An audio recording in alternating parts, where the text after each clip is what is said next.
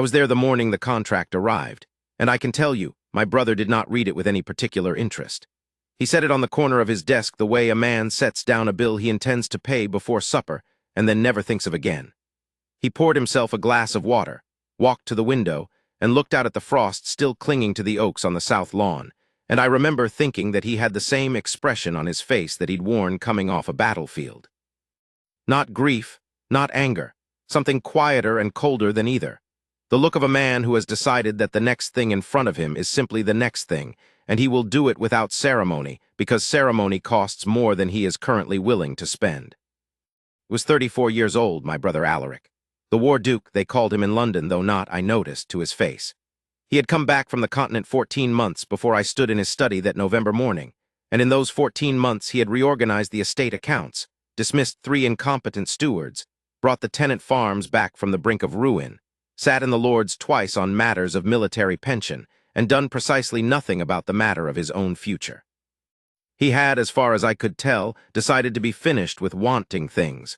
The war had cost him too much for wanting things to seem worth the risk. I understood that decision in the way a younger brother understands the decisions of an elder one, not quite from the inside, but from close enough to feel the shape of it. Alaric had been, before the war, not what you would call a warm man, but a present one. He had been interested in things.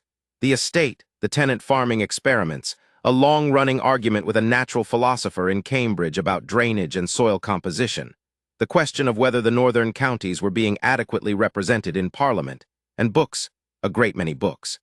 He had had friends, real ones, not merely the social arrangements that pass for friendship in London. He had had Marcus Greaves, who was the closest thing to a true confidant I had ever seen him cultivate outside of family. He had had, in short, a life that was lived from the inside, rather than performed from the outside. The war had changed that. Not all at once, these things are never all at once, but over the course of 3 campaigns, each one taking something away, until by the time he came home he had the look I recognized from that November morning. The look of a man who has learned, at considerable cost, that caring about things is a liability, and who has made the strategic decision to stop. The estate work helped. I knew it did because it was the one place where he was still, unmistakably, himself, precise and organized and thorough, turning the failing accounts around with the same systematic attention he'd applied to military logistics, doing it all not from passion but from duty, which in Alaric's case had always been the slightly chillier brother of passion, and was, at least, reliable. The Lord's work helped, too, in a different way. There was a pension bill for wounded soldiers that he'd taken a personal interest in, and it engaged him in the ways that the estate did not quite reach, because it had the feeling of something owed and not yet paid. But beyond the work there was nothing. He did not go into society except when required. He did not visit. He was, in the most precise sense, surviving. And then the solicitor's letter had come, and with it the terms of the late Duke of Caldenvere's will, our father's will, read again by our father's solicitor, who had apparently decided that 14 months was long enough for grief, and that the clause pertaining to the heir's marriage needed addressing. I picked up the contract from the corner of Alaric's desk while he stood at the window. I read the relevant section. I set it down. "She's the Hollowell girl," I said. "Yes." "Nathaniel Hollowell's youngest daughter." "Yes. He's dead." 6 months ago. The debts are enormous. The family is, the solicitor's word was precarious. I looked at the contract again. Our father, in his wisdom or his stubbornness, had written a provision into the will 10 years earlier, before Alaric had gone to war, before Nathaniel Hollowell had drunk himself into insolvency and into the grave. The provision was this: the Caldenvere estate, all its entailments and its income, was secured to Alaric as the elder son, but a secondary clause required that the Duke of Caldenvere be married within 2 years of inheriting the title, or a significant portion of the unentailed property. The London house, the northern farms, the investment holdings, would pass to a charitable trust. Father had believed, evidently, that a duke without a duchess was a rudder without a ship. He had trusted that Alaric would find his own way to the altar in time. He had not foreseen the war, or what the war would make of my brother. The 2 years were nearly up. There were 7 weeks remaining. The Hollowell connection was this.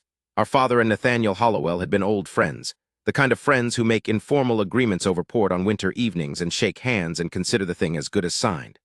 There had been apparently a verbal understanding, never formalized, never put to paper, that if either man's eldest son or daughter remained unmarried by a certain age and circumstance allowed, a match between the families would not be unwelcome. Nathaniel Hollowell was dead. His eldest daughter, Cordelia, was already married to a baronet in Shropshire and had 3 small children and no room for further obligation. The second daughter, Philippa, had died of a fever 3 years ago. The youngest, Miss Wren Hollowell, 22 years old, was the one the solicitor had contacted on behalf of the estate after exhausting other, tidier solutions. I had not met her. Alaric had not met her. She was a name in a letter, a name attached to a problem, a name attached to a contract that sat in the corner of my brother's desk. "Have you replied?" I asked. "Not yet." "Are you going to?" He turned from the window. He had his father's height and his mother's dark eyes, and the war had given him a scar along his left jaw, a thin white line that he touched sometimes without realizing he was doing it. He touched it now. "The alternative," he said, "is losing the London house and the northern farms and roughly 40,000 in holdings, which affects the tenants and the staff and the investment in the Harcroft mill that keeps 200 workers employed." He said this without inflection, the way you might read from a ledger. "So yes, I am going to reply." "Alaric, it's a practical matter, Emmett. She's a 22-year-old girl whose father just died and left her in debt. She'll have the title, the house, and the income. I'll behave honorably. I'm not asking for more than a legal arrangement." I looked at him for a moment. He stood with his hands clasped behind his back, the military posture he'd had since his first campaign and had never quite shed, and his expression was the one I had come to think of as his administrative face, attentive, organized, not unkind, but sealed against anything that might be considered personal. I wanted to say a number of things. I am not sure any of them would have mattered to him in that state at that moment, so I said the simplest one. "Meet her first, before you sign anything. Meet her as a person, not as a line in a contract." He looked at me for a long moment. Then he nodded once, the way he nodded at military dispatches that required acknowledgement but not enthusiasm. "Arrange it," he said, and turned back to the window. I arranged it. The Hollowell house in Kensington was not yet sold, but it wore that particular look of a house that knows it is going to be sold. The curtains a little flat, the brass a little dim, the flower beds by the front steps left to go to seed because there was no longer the staff to tend them properly. I noted all of this because I notice things, and because I was more nervous than I could quite explain, and noticing things is what I do when I'm nervous. I noticed the iron gate with one hinge slightly loose. I noticed the boot scraper that had been recently polished, which told me someone in the house cared about appearances even under reduced circumstances. I noticed that the window boxes, though empty now in November, had been cleanly cleared rather than left to rot, which told me someone still attended to the details. We were shown into the morning room by a housemaid who was clearly also filling the role of butler, cook's assistant, and general keeper of what was left of the household. The room itself was pleasant, a little worn at the edges, but with a quality about it that suggested the shabbiness was recent and not native, that this had been, not so long ago, a comfortable and lively home. There was a painting of a spaniel above the fireplace that had the look of something dearly loved, the paint thick around the ears where it had been executed with particular care. A bookcase stood against the east wall, double-stacked, the newer books lined up in front of the older ones in a way that spoke of someone who read too much to be tidy about it. The fire was small but decent, managed carefully, I noticed, not lavish but adequate. There were no flowers, but there was a bowl of pinecones on the table that smelled of something spiced, and it was the detail of someone who wanted the room to still feel like a home, even when the resources for home keeping had diminished. We waited perhaps 5 minutes. Alaric stood near the window and looked out at the small garden below, which was tidy in a minimal way. I sat, because standing with Alaric when he is in an administrative mood is like standing next to a wall, formally supportable but not warming. She came in quietly without announcement, and she looked at us the way a person looks at a thing they have been preparing for and have decided to face with their chin up regardless. She was not what I had expected, though I am not certain what I had expected, since all I had was the name and the circumstances, and those tend to paint a picture that is rarely accurate.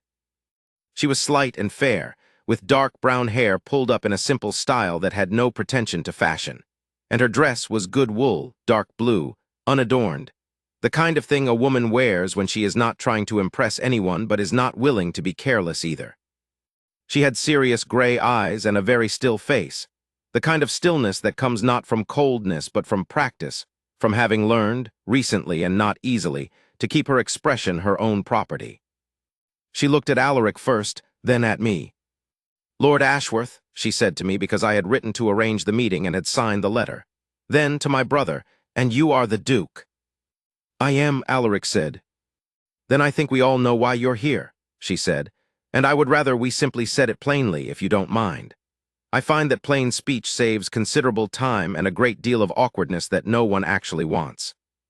I liked her immediately. Alaric looked at her for a moment, the briefest recalibration, a slight shift in his expression that told me he was adjusting something. "Yes," he said, "plain speech. The will requires that I marry within 7 weeks. My solicitor identified your family as a possible match based on a prior understanding between our fathers. I understand your own situation is difficult."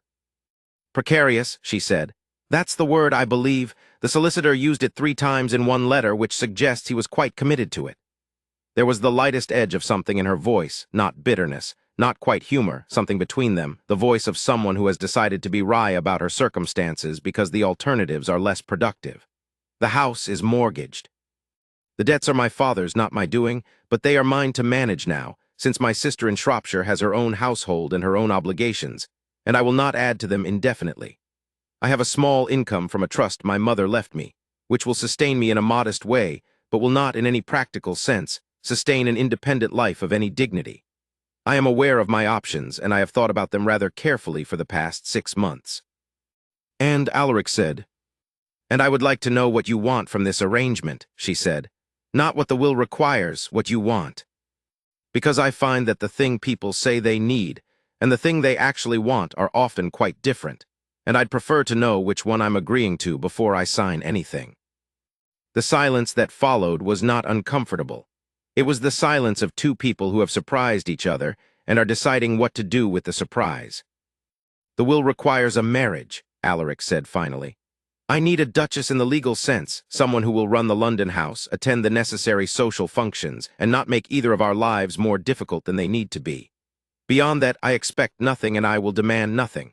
You will have the title, a generous allowance, and your own apartments. I will not intrude on your privacy.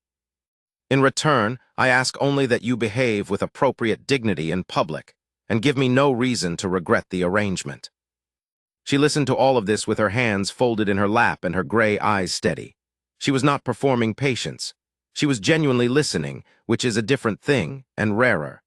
When he finished, she was quiet for a moment in the way of someone not collecting her thoughts but reviewing what she'd heard. "And is that what you want, Your Grace?" she asked. "Or is that what you have decided to be content with?" It was, I thought, an extraordinarily precise question for a woman who had just met him. Alaric looked at her for a long moment. Something moved across his face, not discomfort, not annoyance, but the look of a man who has been asked a question he has not prepared an answer to. "It's what I'm offering," he said. She nodded slowly. "Then I have a counter-proposal," she said. "I will sign the contract and marry you within your 7-week window. I will run the London house and attend your social functions and give you no reason to regret the arrangement. Those are the things you need, and I can provide them, and they seem to me entirely reasonable. But I want one thing in return that is not in the contract, and I'd like us to shake hands on it as a private understanding between us without lawyers." He waited. His expression had not changed, but I had the sense of something behind it that was paying more attention than it had been a moment ago. "What is it?" he said. "Honesty," she said. "Not intimacy, I'm not asking for that, and I don't expect it. But I would like us to agree that we will be honest with each other, privately, about what we are and what this is. That we will not perform warmth we don't feel or pretend to feelings we haven't earned. That if something is difficult or uncomfortable or not working, we say so plainly, between ourselves, rather than going through solicitors and formal letters, and all the heavy machinery people use when they are afraid to speak directly to each other. I have lived with the consequences of people refusing to speak directly for the past 2 years, and I find I have very little patience left for it." She said this last sentence with a quiet, contained precision that told me something about the past 2 years without telling me anything specific, And I thought of Nathaniel Hollowell, who had been a kind man once, and who had become something else, and whose daughter had watched it happen and learned from it what she valued. Another silence. I watched my brother's face. "That," he said at last, "is a reasonable request." "Then we have a foundation," she said, and extended her hand. Not for him to bow over, but to shake directly like a business partner sealing terms. Alaric looked at her hand for a moment. Then he reached out and shook it, and his grip was firm and hers matched it, and it was the most businesslike handshake I had ever seen between a duke and a future duchess, and I found it more moving than anything I'd witnessed in a very long time. His expression had changed very slightly around the eyes. I had not seen that particular change in 14 months. It was not softening exactly. It was something more like recognition. The look of a man who has found, unexpectedly, something he already knew how to respect. I filed it away carefully and said nothing. They were married on a Tuesday, 3 weeks later, at the chapel on the Caldenvere estate in Surrey, with the minimum of ceremony that could be managed without giving the county gossips too much additional ammunition. There were 11 people present, including the clergyman, which struck me as a reasonable number for a contract marriage that both parties had been honest about entering as a practical solution to a legal requirement. She wore a gown of pale gray silk with a simple veil, and she carried a spray of winter greenery from the Caldenvere Conservatory because there were no flowers in November, and the greenery was what there was, and she carried it as though this were exactly what she had intended. He wore his best dark coat, without military decoration, and he was perfectly composed throughout, which I found either admirable or heartbreaking depending on which moment I was observing. The wedding breakfast after was better than it had any right to be, given the season and the circumstances. The cook, Mrs. Hartley, who had been at Caldenvere for 12 years and who would later become, I think, one of the most devoted admirers in the household, had done what she could with the week's provisions, and the result was a table that was modest in quantity but entirely good in quality. A roasted bird, a vegetable pottage, a pie with herbs from the kitchen garden, a cake with dried fruit and brandy that was, she told me later, made from a recipe of her own mother's. She had arranged the table herself with the winter greenery, supplemented by some dried lavender from the stillroom, and the effect was quiet and real and not attempting to be more than it was. The guests, such as they were, myself, the estate steward and his wife, the head gardener who was old enough to remember Alaric's christening and who could not be not invited, the vicar and his wife, and 2 of Alaric's oldest friends from before the war who had come without being asked, because that is what real friends do, ate their breakfast and were kind and sensible. And then they departed, and the Duke and Duchess of Caldenvere were left to their new arrangement. I stayed for a week, ostensibly to help with the estate business that always accumulates in winter, truthfully because I was not yet sure enough about my brother's state of mind to leave him entirely without company. He and his wife were scrupulously polite to each other. They sat at opposite ends of the dining table for the first 2 evenings, which was the tradition, but the table was long and the room was formal, and the distance made conversation difficult, and both of them were too intelligent not to notice this. And by the 3rd evening she had, without comment and with a complete absence of drama, simply moved her place setting to the middle of the table. He had looked at it for a moment when he came in to dinner, and then moved his own to meet her, and they ate their dinner within reasonable conversational distance, and talked about the estate and the households and the weather and the news from London. And the conversation was not warm in the way of intimacy, but it was real in the way of 2 people who are both actually in the room, paying attention. What I observed that week, because I was there and I was watching, she was competent. I do not say this as a lesser thing. Competence, in my experience, is one of the rarest and most undervalued qualities in the world, and she had it in abundance. Within a week of the wedding, she had met with the housekeeper and the butler and the cook and the head gardener and the estate steward, not to issue orders but to listen, and then to ask questions that demonstrated she had listened, and then, based on the answers to those questions, to make 4 specific practical suggestions that the housekeeper later described to me, in a tone of some surprise, as sensible, and not the usual sort of thing one expects from a new mistress who has just arrived. She found the household accounts in a minor state of disorder, nothing alarming, nothing dishonest, simply the result of the previous duchess having been unwell for the last 2 years of her life, and no one having had quite the confidence to reorganize without authorization. and she reorganized them with the unhurried thoroughness of someone who has had to manage a household on diminishing resources and knows exactly where waste hides and where efficiency lives. She was kind to the staff without being familiar. She did not ask for things she didn't need. She remembered the names of every person she met on the first day and used them correctly on the second, which is not a small thing and is noticed. None of this was performance. I could see that clearly because performance has a quality of self-consciousness to it, a slight sideways look to see if the audience is watching, and she had none of that. She simply did what needed doing at the pace it needed to be done, and then did the next thing. Alaric noticed too. I knew because he watched her more than he watched anything else when he thought no one was looking, and my brother is not a man who wastes his attention on things he finds uninteresting. On the morning I left, he walked me to my horse himself, a thing he did not these days routinely bother with for people he was not very close to, and we stood in the drive while the groom brought the horse around and the morning frost was lifting off the lawns. "She's not what I expected," he said. "No," I agreed. "She doesn't require managing." "No." "Or reassurance." "No." He was quiet for a moment, looking not at me but at the direction of the house. "She asked me yesterday what I wanted to do with the east parlor. She said the furniture arrangement struck her as impractical, but she didn't want to change it without my opinion because she said," he paused, "she said it was my house." "What did you say?" I told her it was her house too. I adjusted my saddle strap unnecessarily, and she looked at me for a moment, he said, and then she said, "That's kind of you, Alaric," and then she went to see about the furniture. He said it the way you repeat something you've been thinking about, carefully in the exact words, as if the exact words are the thing that matters. "She called you Alaric," I said. "We're married," he said, slightly defensively. "You've been married 11 days, and she's called you Alaric once. That seems approximately right for two people who were strangers a month ago." He gave me the look he used to give me when we were boys, and I was being deliberately obtuse. I mounted my horse. "Write to me," I said. "I always write to you." "Write to me more often than you have been for the past 14 months, I amended. "The letters have been very short." He said nothing, but the slight defensive line in his jaw eased, and when I looked back from the gate he was still standing in the drive, looking not at the gate where I'd just passed but at the direction of the house, and I thought, well, something has moved, even if only slightly, even if only enough to notice. He did write more often. The letters started, as they always had, with estate business, the condition of the north pasture, the decision about the mill investment, a question about whether I thought the London house needed new roof tiles or whether this could wait until spring.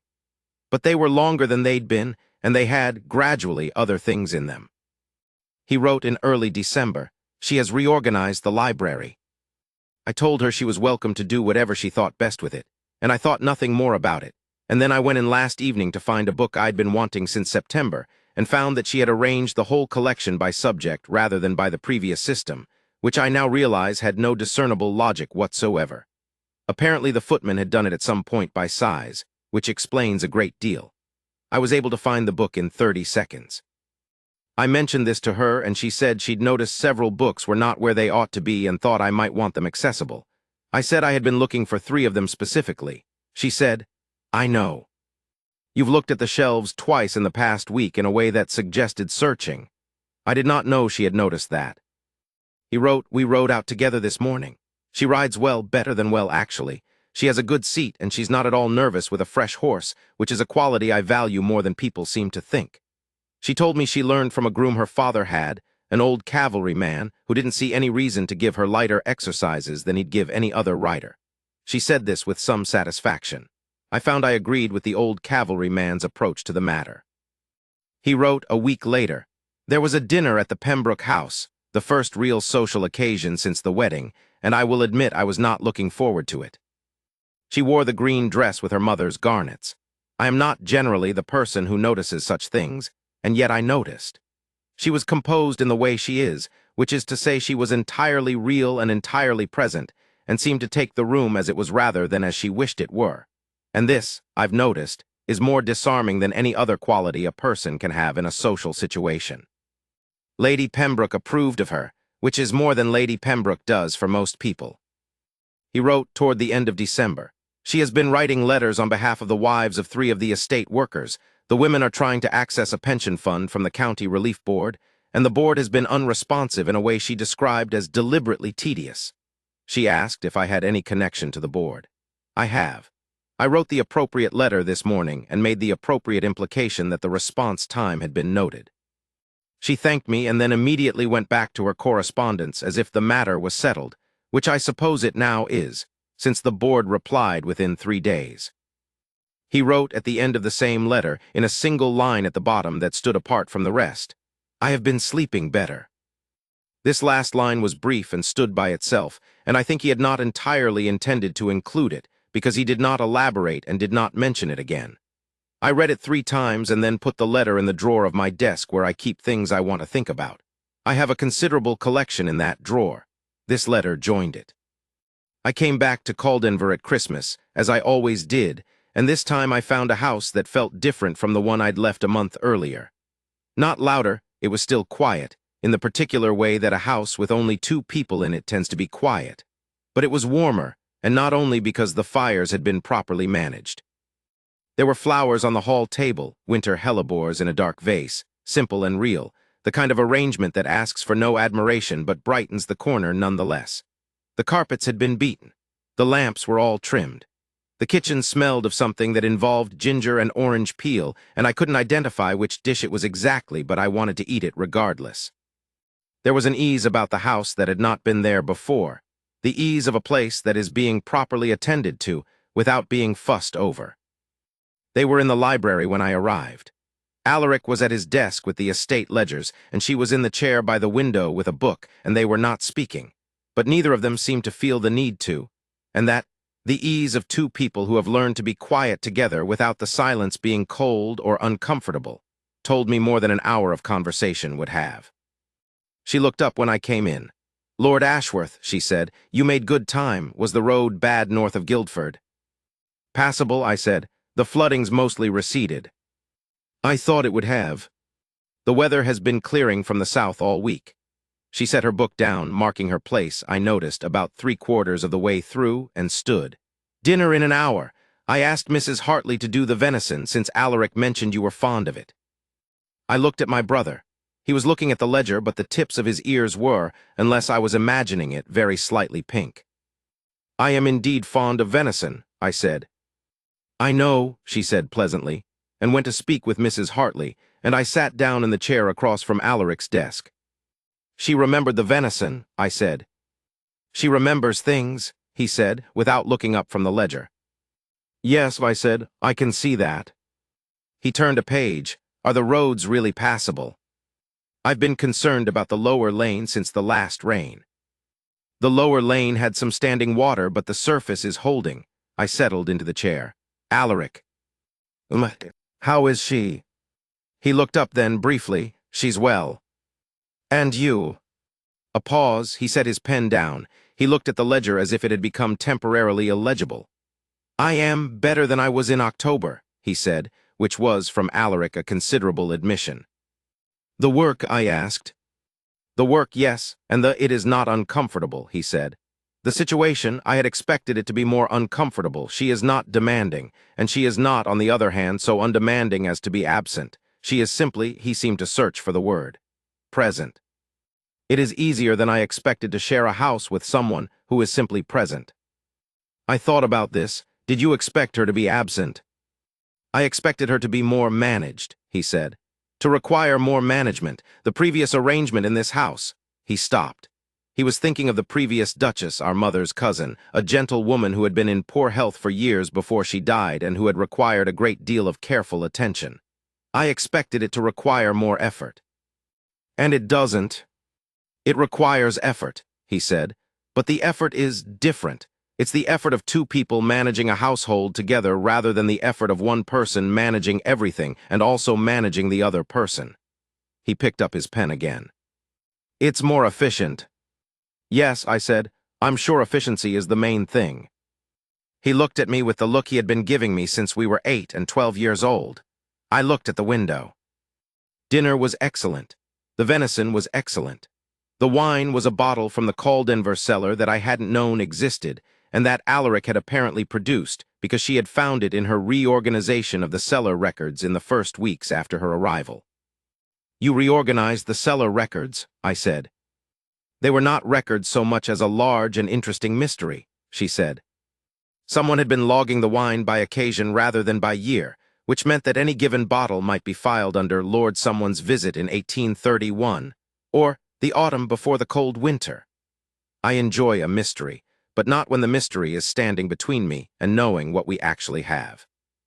"And what do we actually have?" Alaric asked, with what I was beginning to recognize as his version of dry humor, entirely deadpan, easily missed. "Considerably more than anyone knew," she said, "including several cases that appear to have been put down by your grandfather and then simply forgotten. This is a bottle from 1819. I thought Christmas was an appropriate occasion." I raised my glass. "To useful discoveries," I said. She raised hers. "To better record-keeping," she said. "To the venison," Alaric added gravely, and we drank. After dinner, when she had withdrawn with the pretense of checking something with the housekeeper that I suspected was more about giving Alaric and me our port and our privacy than about any actual household matter, I sat with my brother and swirled my glass and waited.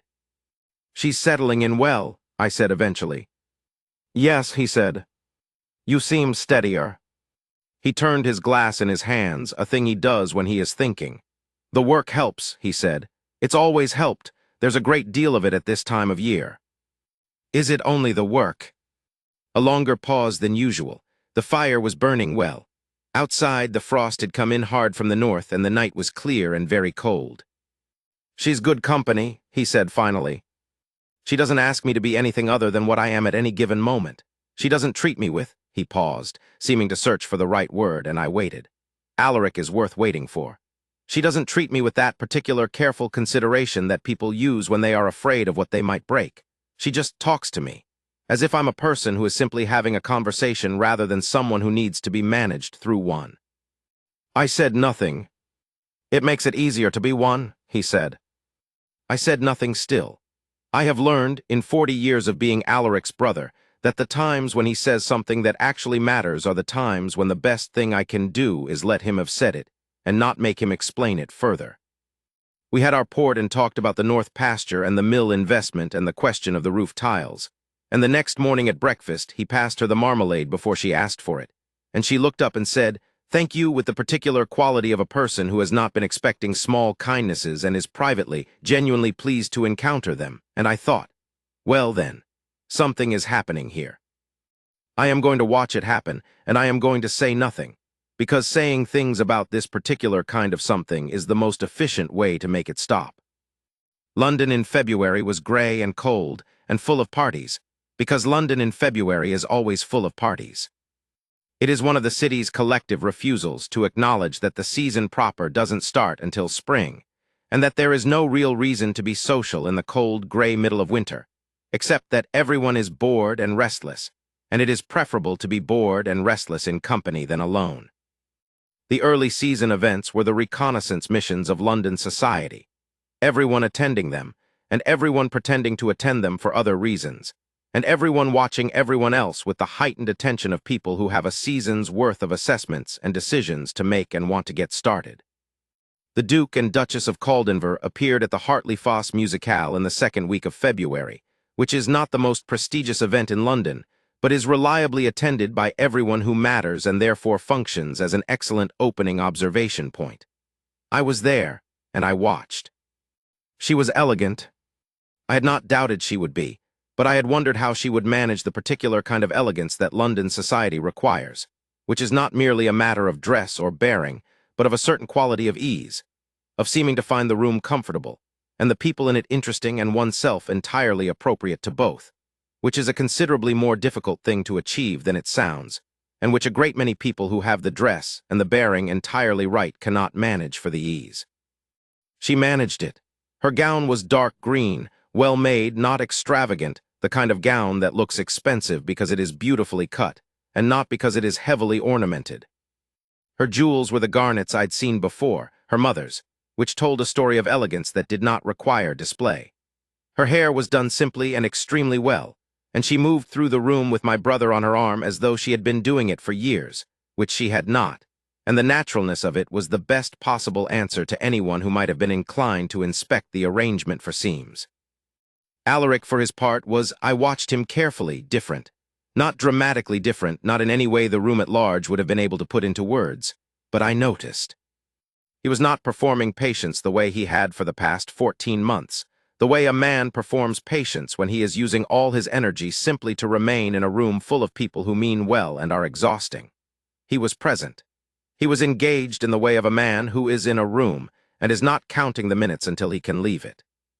Several people came to speak with them, which was expected, and which she handled with a graceful efficiency that I found admirable. She had, it was clear, done her research. She knew who Lord Hadfield was and that he cared about agricultural reform. She knew that Lady Pembroke had a daughter who had recently married and that this was a source of considerable satisfaction. She knew that Colonel Thwaite had served in the same campaign as Alaric, though in a different regiment, and she introduced the topic in a way that gave Alaric the opportunity to take it up or not as he chose, which he chose to take up, and the conversation that resulted was one of the more animated ones I observed him having in the entire evening. Lady Trevorne, who is one of the great generals of London society, and who has never in my recollection said a kind word about anyone without a tactical reason for it, stopped to speak with me during the interval between the musical program's two halves. "The new Duchess," she said, in the tone of one delivering an assessment that she has been composing since she entered the room. "The Duchess," I agreed. "She was in trade before the marriage, I understand." "Her father was a gentleman," I said, "who fell on difficult times. Her mother's family were solicitors going back 3 generations. She is, as far as I can tell, entirely what a Duchess of Caldenvere ought to be." "She manages him well," Lady Trevorne said, which was her version of a compliment and not a criticism, because in Lady Trevorne's understanding of the world, the management of a difficult man is one of the highest arts a woman can practice. "She doesn't manage him," I said. "They manage things together, it's different." Lady Trevorne looked at me with the expression of someone who has deployed a weapon and found it has been neatly sidestepped. Then she looked across the room to where Alaric and his wife were standing with the Pembrokes, and whatever she saw there, the quality of his attention, perhaps, or the particular way she angled toward him when someone addressed him, as if she were positioning herself to support rather than to follow, confirmed something. "He looks well," she said. "He does," I said. "The war was hard on him." "Yes, it was hard on a great many people," she said, in the tone of someone who means it but doesn't quite know how to say it without it sounding like something else, and moved away to assess the next thing. I looked back across the room. Lord Pembroke had said something that had made Alaric smile, not the practiced social approximation of a smile, but an actual one, the kind that reaches the eyes, the kind I had not seen from him since before the war. And she was looking at him when it happened, from the distance of perhaps 2 feet, and she had that look on her face. Not performance, not the look of a woman managing an impression, but the simple and private look of someone who is genuinely pleased to see someone they care about pleased. She was not performing it for the room. She didn't even notice that anyone was looking. I thought of the contract on the corner of the desk. I thought of his voice. "It's a practical matter, Emmett." I thought of her gray eyes and her direct speech, and her hand extended to shake like a business partner. I thought it was a practical matter, and then it became something else, and the becoming happened slowly and without announcement, the way most of the things that matter most tend to happen. In March, 2 things occurred. The first was that the Hollowell house in Kensington was finally sold. She had known it was coming since December, and she had managed the entire process herself, engaged the agent, supervised the removal of the remaining furniture and personal items, dealt with the final settling of her father's accounts, arranged for the few things she wanted to keep to be brought to Caldenvere. I knew this because Alaric told me, in a letter that was notably shorter than his letters had been in recent weeks, written in the tone of a man who is reporting a fact he thinks I should know, and who is aware that the fact is also, underneath itself, something more than a fact. He wrote, "The Hollowell house has been sold. Wren oversaw the final clearing last week. She came back to Caldenvere the same day, and she said nothing about it at dinner, which I understood to mean she did not wish to discuss it in a formal setting. I found her afterward in the library. She was not crying. She was simply sitting very still in the chair by the window with her hands in her lap, and when I came in she looked up and said, "I'm all right." It was my home for a long time. I sat down and did not say anything, because I did not think anything I might say would be particularly useful, and we sat there for perhaps an hour, and then she said she was tired and went to bed. He added at the very end, "I think she appreciated not being required to perform composure for my benefit. I hope so." I read this several times, then I read it again. My brother, the war duke, the man who had come back from the continent without the ability to want things. My brother had sat in the library for an hour in silence with his wife, because he could see she was in grief and he understood, from the very particular knowledge of a man who had been unable to want things for 14 months. That company without demands is sometimes the only company worth having. I wrote back, "You did the right thing." He wrote back a week later, "I know, but thank you for saying it." The second thing that occurred in March was the matter of Lord Calloway. Lord Calloway is a perfectly fine man by most measures. Good family, decent estate in the Midlands, tolerable conversation on the subjects that interested him, which were primarily hunting and the question of parliamentary reform, about which he had views that were thorough, if not, in my opinion, especially original.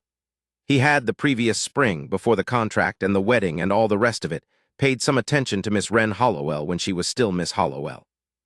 He had done so in the semi-serious, semi-calculating way of a man who is considering his options without quite committing to any of them.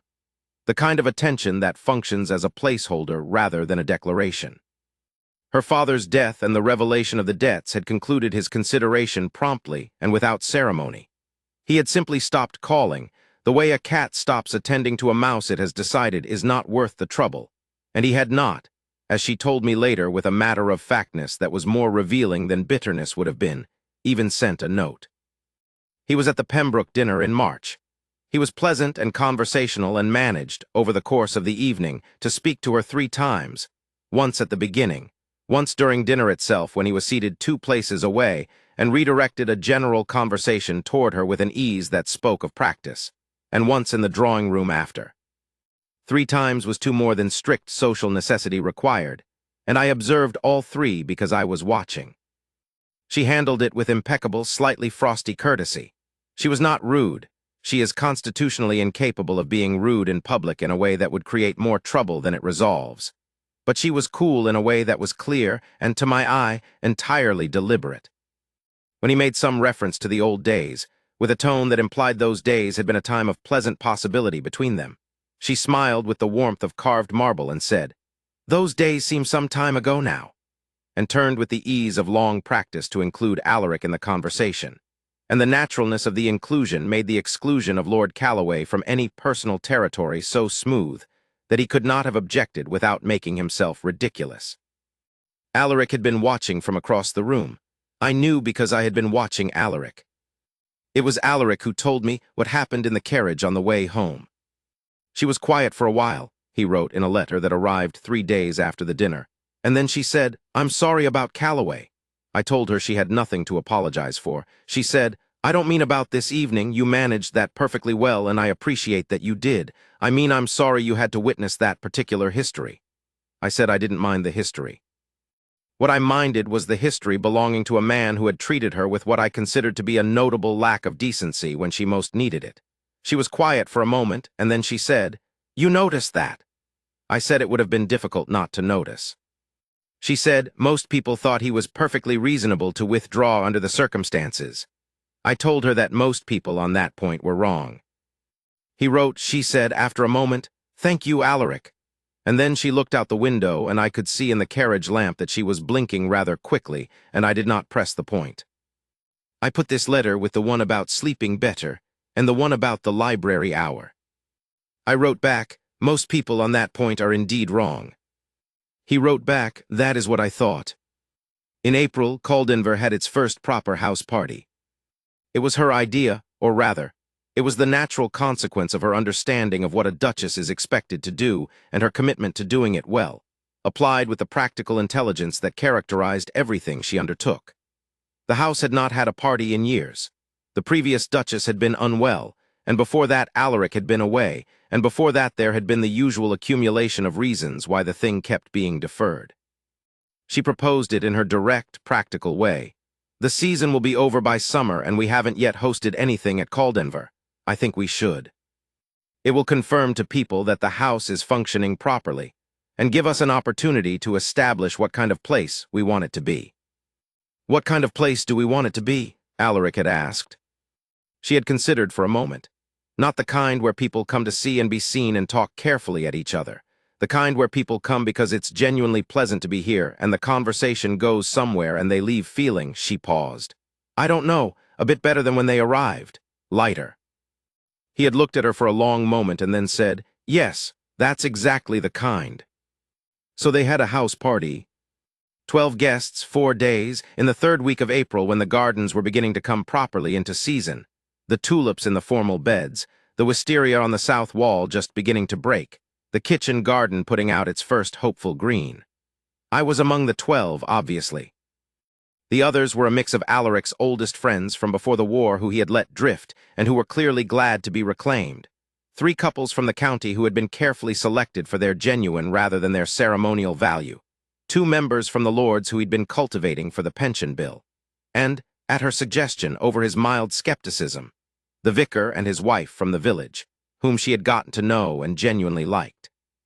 He had said, She had said, the vicar is one of the most interesting conversationalists I've encountered in this county, and his wife knows more about the history of the Caldenvere estate than anyone living.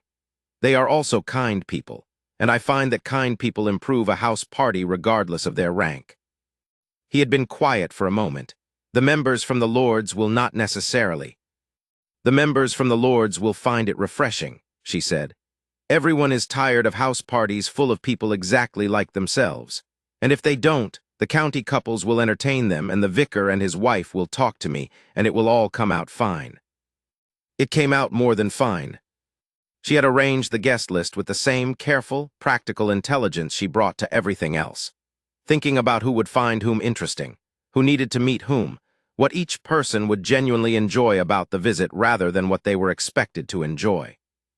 Lord Hadfield, who cared about nothing except his sheep and his agricultural experiments, and who was usually bored at house parties full of political people, found himself seated at dinner next to the estate farmer on the 2nd evening, because she had invited the estate farmer to the informal dinner specifically, and had placed them together with the accuracy of a person who had listened to both men talk and recognized the match. They were still talking at 11 o'clock. Lady Pembroke, who had been at quiet war with her county neighbors the Carswells over a matter involving a disputed bequest, found herself walking in the garden with Mrs. Carswell on the 3rd afternoon in a conversation that began in the neutral territory of the roses and ended, as far as I could observe from a respectable distance, in something that was not quite peace but was measurably less war.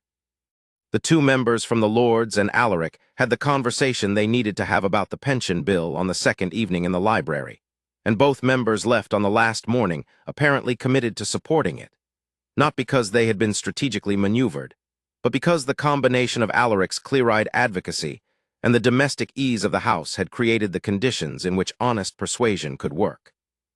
Alaric moved through the whole of it with more ease than I had seen from him in years. He was the host I remembered from before the war, attentive without being managed, interested in his guests, willing to talk and not merely to perform talking. He was funny, Alaric is funny, or he was before the war, a dry and precise humor that does not announce itself but lands in exactly the right place. And once I heard him laugh, a real laugh, at something the vicar said about a parishioner's donkey, and I stopped in the doorway of the drawing room and breathed for a moment before going in, because I had not heard that laugh in so long that it required a moment to recognize. On the last evening, after the guests had retired, he and she were on the terrace in the cool April night, sitting in the old iron chairs by the balustrade that had been in that spot since his grandfather's time, with the garden below them going quietly silver in the moonlight. The wisteria on the south wall was just fully open, and the scent of it came up on the air in waves. I was coming to say good night, and I stopped just inside the door because something about the scene told me to stay where I was. It was a good party, he said. I thought so, she said. Mrs. Hartley was extraordinary, the lamb on the 2nd night particularly. The lamb was excellent, but the gardens looked wonderful. The gardens looked wonderful because you have very good gardeners. The gardens looked wonderful because you had them properly cleared and replanted in February, and made sure the beds by the terrace were tended in time. I mentioned it to the head gardener. You mentioned it specifically and in detail and followed up twice. Alaric. Rand. A pause. Below, something moved in the garden, a cat, crossing the moonlit lawn with the unhurried certainty of a creature who owns the night. I wanted to say, he said more carefully, that I know this wasn't what you planned for your life. I know the circumstances were not what either of us would have chosen. She was quiet for a moment. What were you going to plan? She asked, and her tone was not bitter or pointed, only genuinely curious, as if she had been wondering this for a while and had decided this was the moment to ask. Before the war, what had you planned for? I had planned to be a soldier, he said. I had planned to come home and run the estate, and he stopped. I had not planned very far past that, in truth. I am not certain I was ever very good at planning past the next immediate thing. And now, a longer pause, the wisteria moved in a small breath of air. Now, he said carefully, I think further ahead than I did in November. She said nothing. Is that, he stopped, he tried again. Is that something you find amenable or uncomfortable? Alaric, her voice was very quiet. I signed a contract in November that said it was a practical arrangement, and then I came here and she stopped. She looked at the moonlit garden for a moment. I don't think of it as a practical arrangement anymore.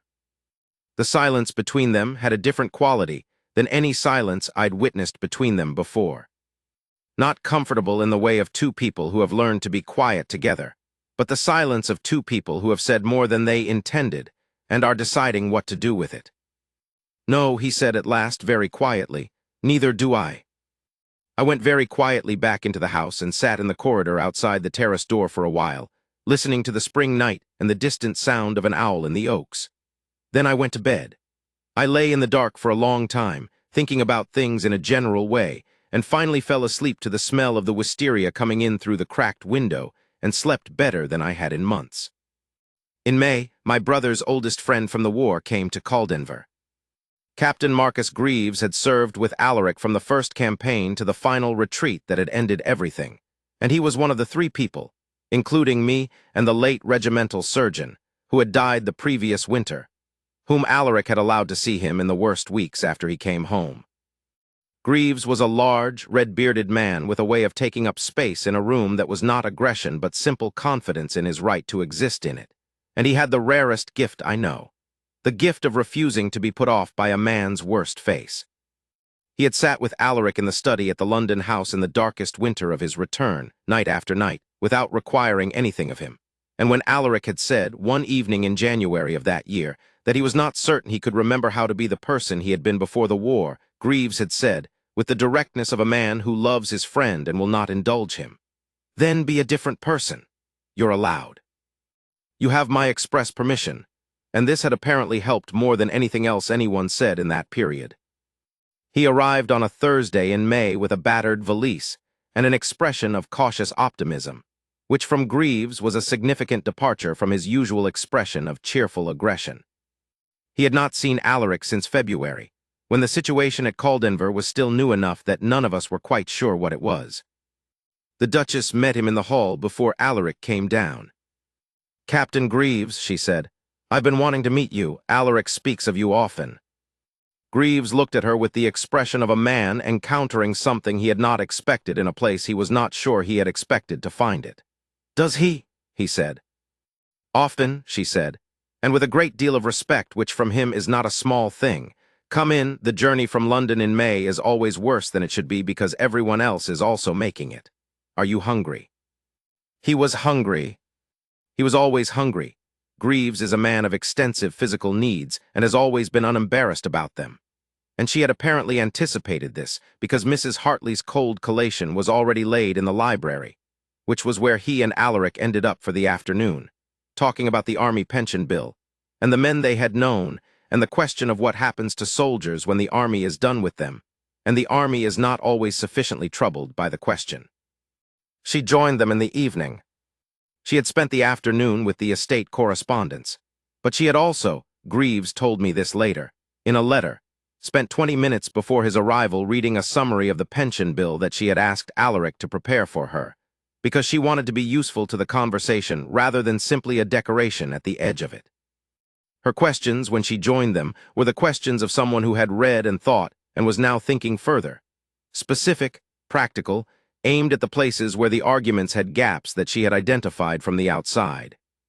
She asked Greaves, at one point, about a particular provision relating to partially disabled soldiers, men who had lost not a limb but a degree of function, men who were not visibly damaged enough to attract the bill's basic protection, but who could not return to the work they had done before.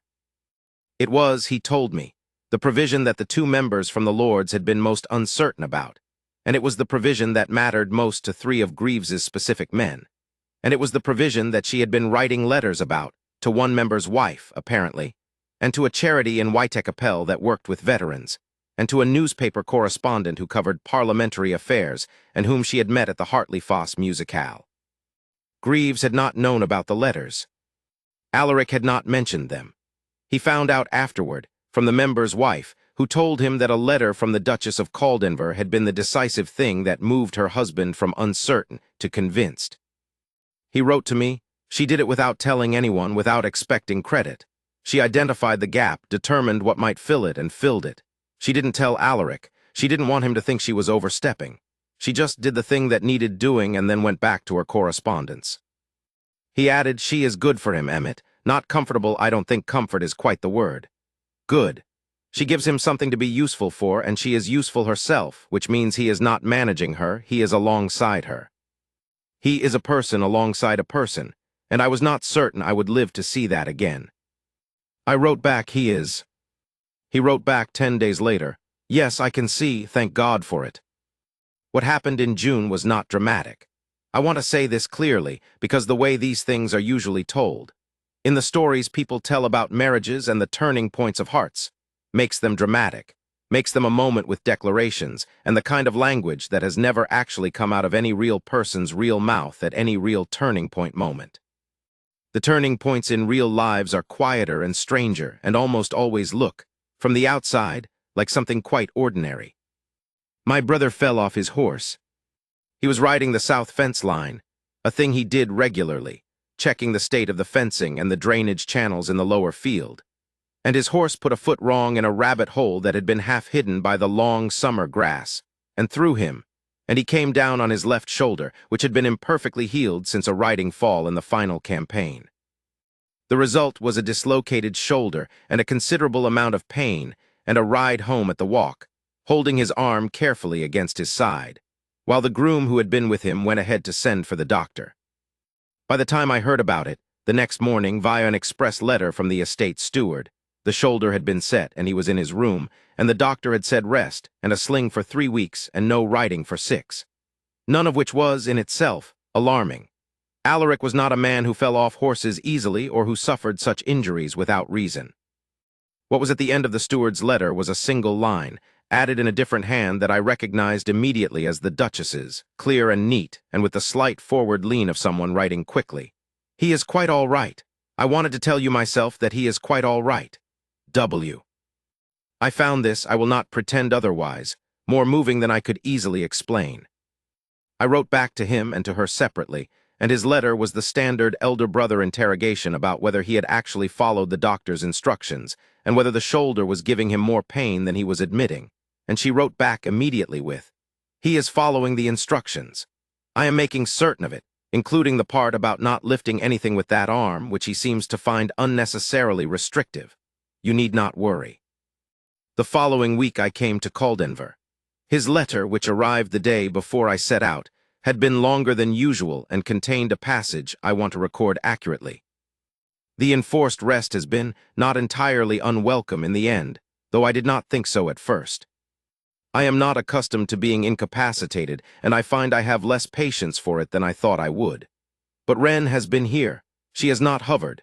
She has not treated me as if I'm fragile, which I am not, merely temporarily restricted. She has sat with me in the evenings and read the estate papers aloud. There is quite a lot that requires attention and which I cannot attend to properly one-handed. And she has done this by telling me what she proposes to do about each matter and asking whether I think it's the right approach. which means I remain the Duke of Caldenvere and not a man being managed by his wife, while simultaneously being a man whose wife is clearly managing everything that needs managing. I asked her how she does this. She said, I just try to do what seems sensible. This is, I've found, consistently her answer to everything and consistently accurate.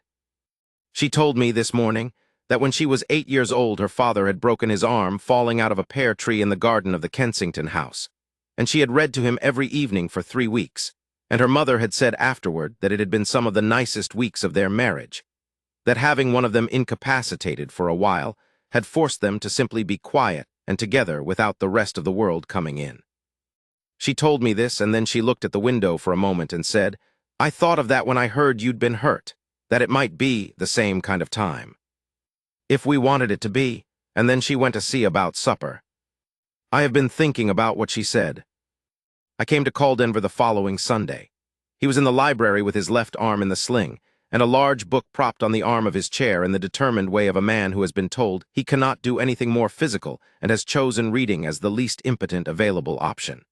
She was at the desk with the estate papers, making notes in her clear, neat hand, and when I came in she looked up and said, Lord Ashworth, he's been very good about the rest before you ask. I wasn't going to ask, I said. I was going to say good afternoon. Good afternoon, they said, slightly overlapping, and then looked at each other with the expressions of people who have inadvertently done something together and are mildly surprised by it. I sat in the chair by the window. The afternoon sun came through in long bars across the carpet. Outside, the June garden was fully in riot, roses and clematis climbing the walls, something purple in great drifts along the south border, the lime trees in blossom filling the air with a sweetness that came in whenever the window was open. The sound of a bee investigating the window frame was the only noise apart from the turning of pages and the occasional scratch of the pen. I thought, so this is what it looks like. This quiet room with the sun on the carpet, and the bee, and the woman at the desk with the estate papers, and the man in the chair with his book, and the particular quality of his face when he is reading and not performing patience, and not using all his energy to simply be present in a room. This is what it looks like when you are given something you had stopped hoping for, and you have, very slowly and without ceremony, started to accept it. Emmett, Alaric said, without looking up from his book. Stop staring, I can feel you staring. I'm looking at the garden. You've been looking at the garden for 4 minutes without turning your head, which is 4 minutes longer than the garden warrants. From the desk, she made a sound that was not quite a laugh. I looked at her. She was looking at the papers with the expression of a person who is pretending not to have heard something. The garden is very nice, I said with dignity. Said my brother, and turned a page. I stayed 4 days. On the second day, the shoulder was well enough that he could manage a slow walk to the south end of the garden and back, and he and she walked it in the late afternoon while I watched from the terrace with a cup of tea. They went side by side along the gravel path, he with his arm in the sling, she with her hands behind her back in the habit she had when she was thinking, and they were talking easily, their heads occasionally turning toward each other, and they were gone perhaps 40 minutes. When they came back, she went in to speak with Mrs. Hartley about supper, and he came up to the terrace and stood next to me and looked at the garden. You're going to say something, he said. I wasn't going to say anything. Emmett. I looked at the garden. She's very good, I said. Yes. And you're better.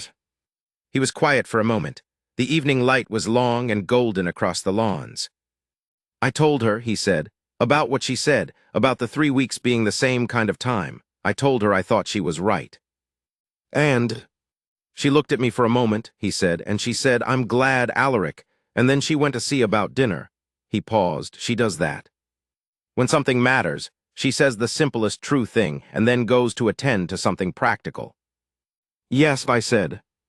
I've come to think, he said, that it's the most honest thing a person can do, to say the true thing and not dwell on it because dwelling makes it into a performance. Yes, I said again. He was quiet for another moment. The roses at the end of the border were going from pink to a deeper rose in the evening light. A pigeon landed on the balustrade and looked at us with professional indifference. I think I love her, he said. He said it to the garden, not to me, in the tone of a man confirming something he has been examining for a long time, and has now decided is confirmed beyond reasonable doubt. Yes, I said for the third time. He looked at me. You knew. I've known since January. January, he said, with the expression of a man revising a calculation. Since January. The marmalade, I said. He looked blank. You passed her the marmalade before she asked for it at Christmas breakfast. He stared at me.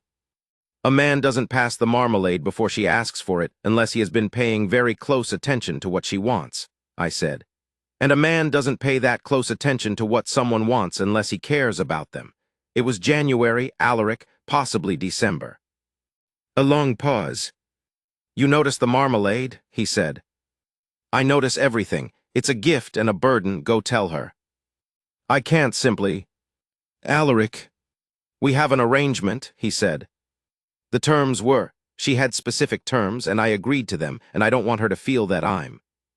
Wren Hollowell is not in the habit of requiring people to remain bound by arrangements that no longer reflect the truth of the situation, I said. She has told you she doesn't think of it as a practical arrangement anymore. She told you on the terrace in April, and you told her you didn't either, and then you both appeared to decide that you had said enough for one evening. He went very still. I was on the terrace, I said. In the doorway, I didn't mean to be, but I was. Another pause. What do I say, he said. Say the true thing, I said. And don't dwell on it. He gave me the look, the completely unguarded one that I had seen only a handful of times in our lives together. The look of the boy I had grown up with before the title and the war and all the rest, who would occasionally look at me from across a room and not know what to do next. Then his face settled, and he was the Duke of Caldenvere again, or the version of him that was the Duke of Caldenvere, and also, at the same time, the person he had decided he was still allowed to be. He went in. I stayed on the terrace and watched the roses finish closing in the dusk, and the pigeon eventually lost interest and flew away, and the evening star came out, and I sat there for a while longer just being glad. I will tell you what happened because he told me, and she told me, later, separately, in the way of two people who don't need to compare their versions because they were both present for the same event and remember it the same way. He found her in the kitchen corridor. She was coming back from a conversation with Mrs. Hartley about the week's menus, and she had a small piece of paper with a list on it, and she was reading it as she walked, which was characteristic, and she looked up when she heard his step and said, "There you are. I thought you might want tea before supper. We have those biscuits Mrs. Hartley made this afternoon." And then she stopped, because his expression was evidently not the expression of a man who has come to discuss tea. "I need to tell you something," he said. She waited. She was very good at waiting without making it feel like pressure. "In November," he said, "I told you it was a practical arrangement. I believed that then. I want you to know that I believe now that it is the most important and fortunate thing I have ever done, and I am not entirely certain I deserve to have had it happen the way it happened, but it did, and He stopped. He took a breath. He tried again with the directness of a man who has decided that the only thing worse than saying it is not saying it. "I love you. I don't know precisely when it started. My brother says January, and I am inclined to trust his judgment on these matters, since he appears to have been watching more carefully than I was. It is not what I intended when we signed the contract. It is considerably more than what I intended. But our agreement was that we would be honest with each other, privately, about what we are, and this is what I am, and I think you deserve to know it regardless of how you. She stepped forward and put her hand on his arm, just above the sling, and the list with the menus on it fell from her other hand to the flagstones, and neither of them looked at it. "I know," she said. He looked at her. "I know," she said again. "I've been trying to say it for 2 months and finding that I don't know how to begin, because it was supposed to be a practical arrangement, and I didn't want to make demands on you that you weren't ready for, or make it difficult if I was the only one who—" She stopped. She looked at him with those serious gray eyes, which had been so carefully still in the morning room in Kensington, and were not carefully still at all now. "I love you. I have been loving you since at least the library in December, and possibly since you shook my hand and agreed to be honest with each other, and I am very relieved to tell you so." He put his right hand, his free hand, his good hand, over hers on his arm, covering it. "Since the library in December," he said. "Since December," she confirmed. "Although I tried very hard not to for a while because you were very closed in those first weeks and I didn't want to put anything on you that you weren't ready to carry." You never did that, he said. I know, she said. That was rather the point. He was quiet for a moment, holding her hand on his arm in the kitchen corridor with the stone flags under them, and the evening coming in through the window at the end of the passage. Rand, he said. Yes. I would like very much to not be in a practical arrangement anymore. She smiled, the private, real smile I had seen once across a room at the Hartley Foss musicale, and that was not private now, not at all. I don't think we have been in one for some time, she said. What followed was not a revolution. They were practical people, both of them, and practical people do not generally reorganize their entire existence simply because they have confirmed something they had both known for months. They had their work, their routines, their responsibilities. These did not evaporate. The estate still needed running. The pension bill still needed its votes.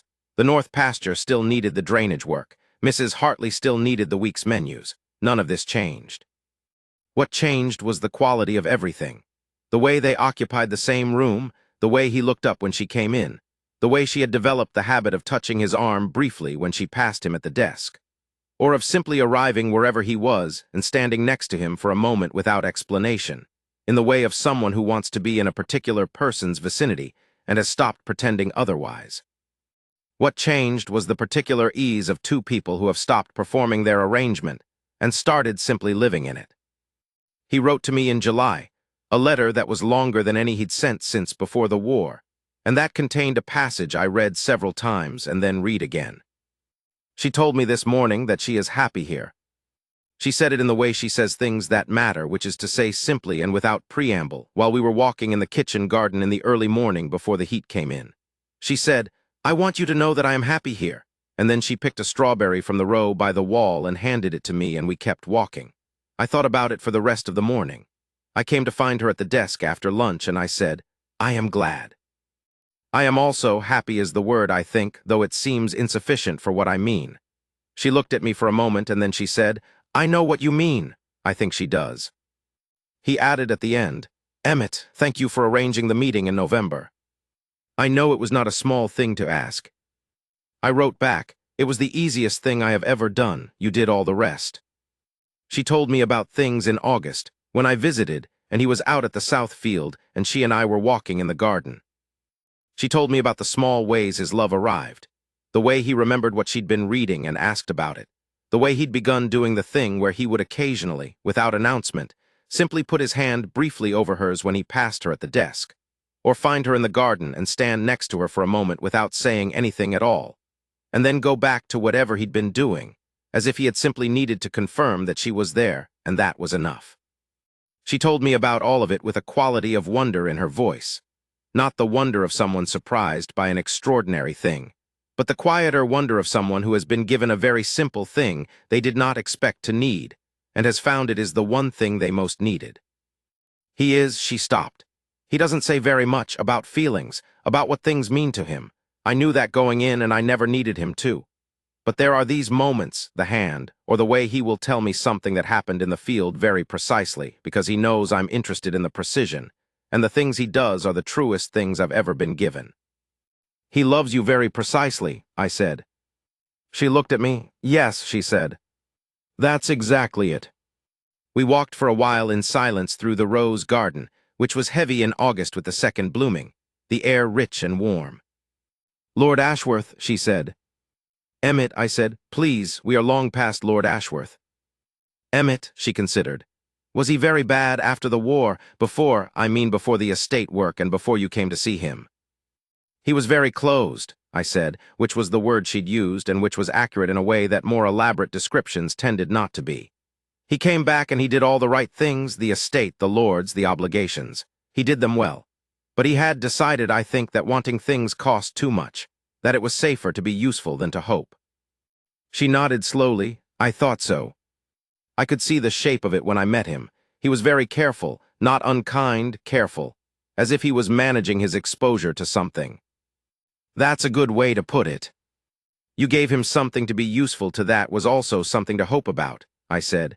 I don't know if you know that. She was quiet for a moment, looking at the roses. I think, she said, that he gave me the same thing.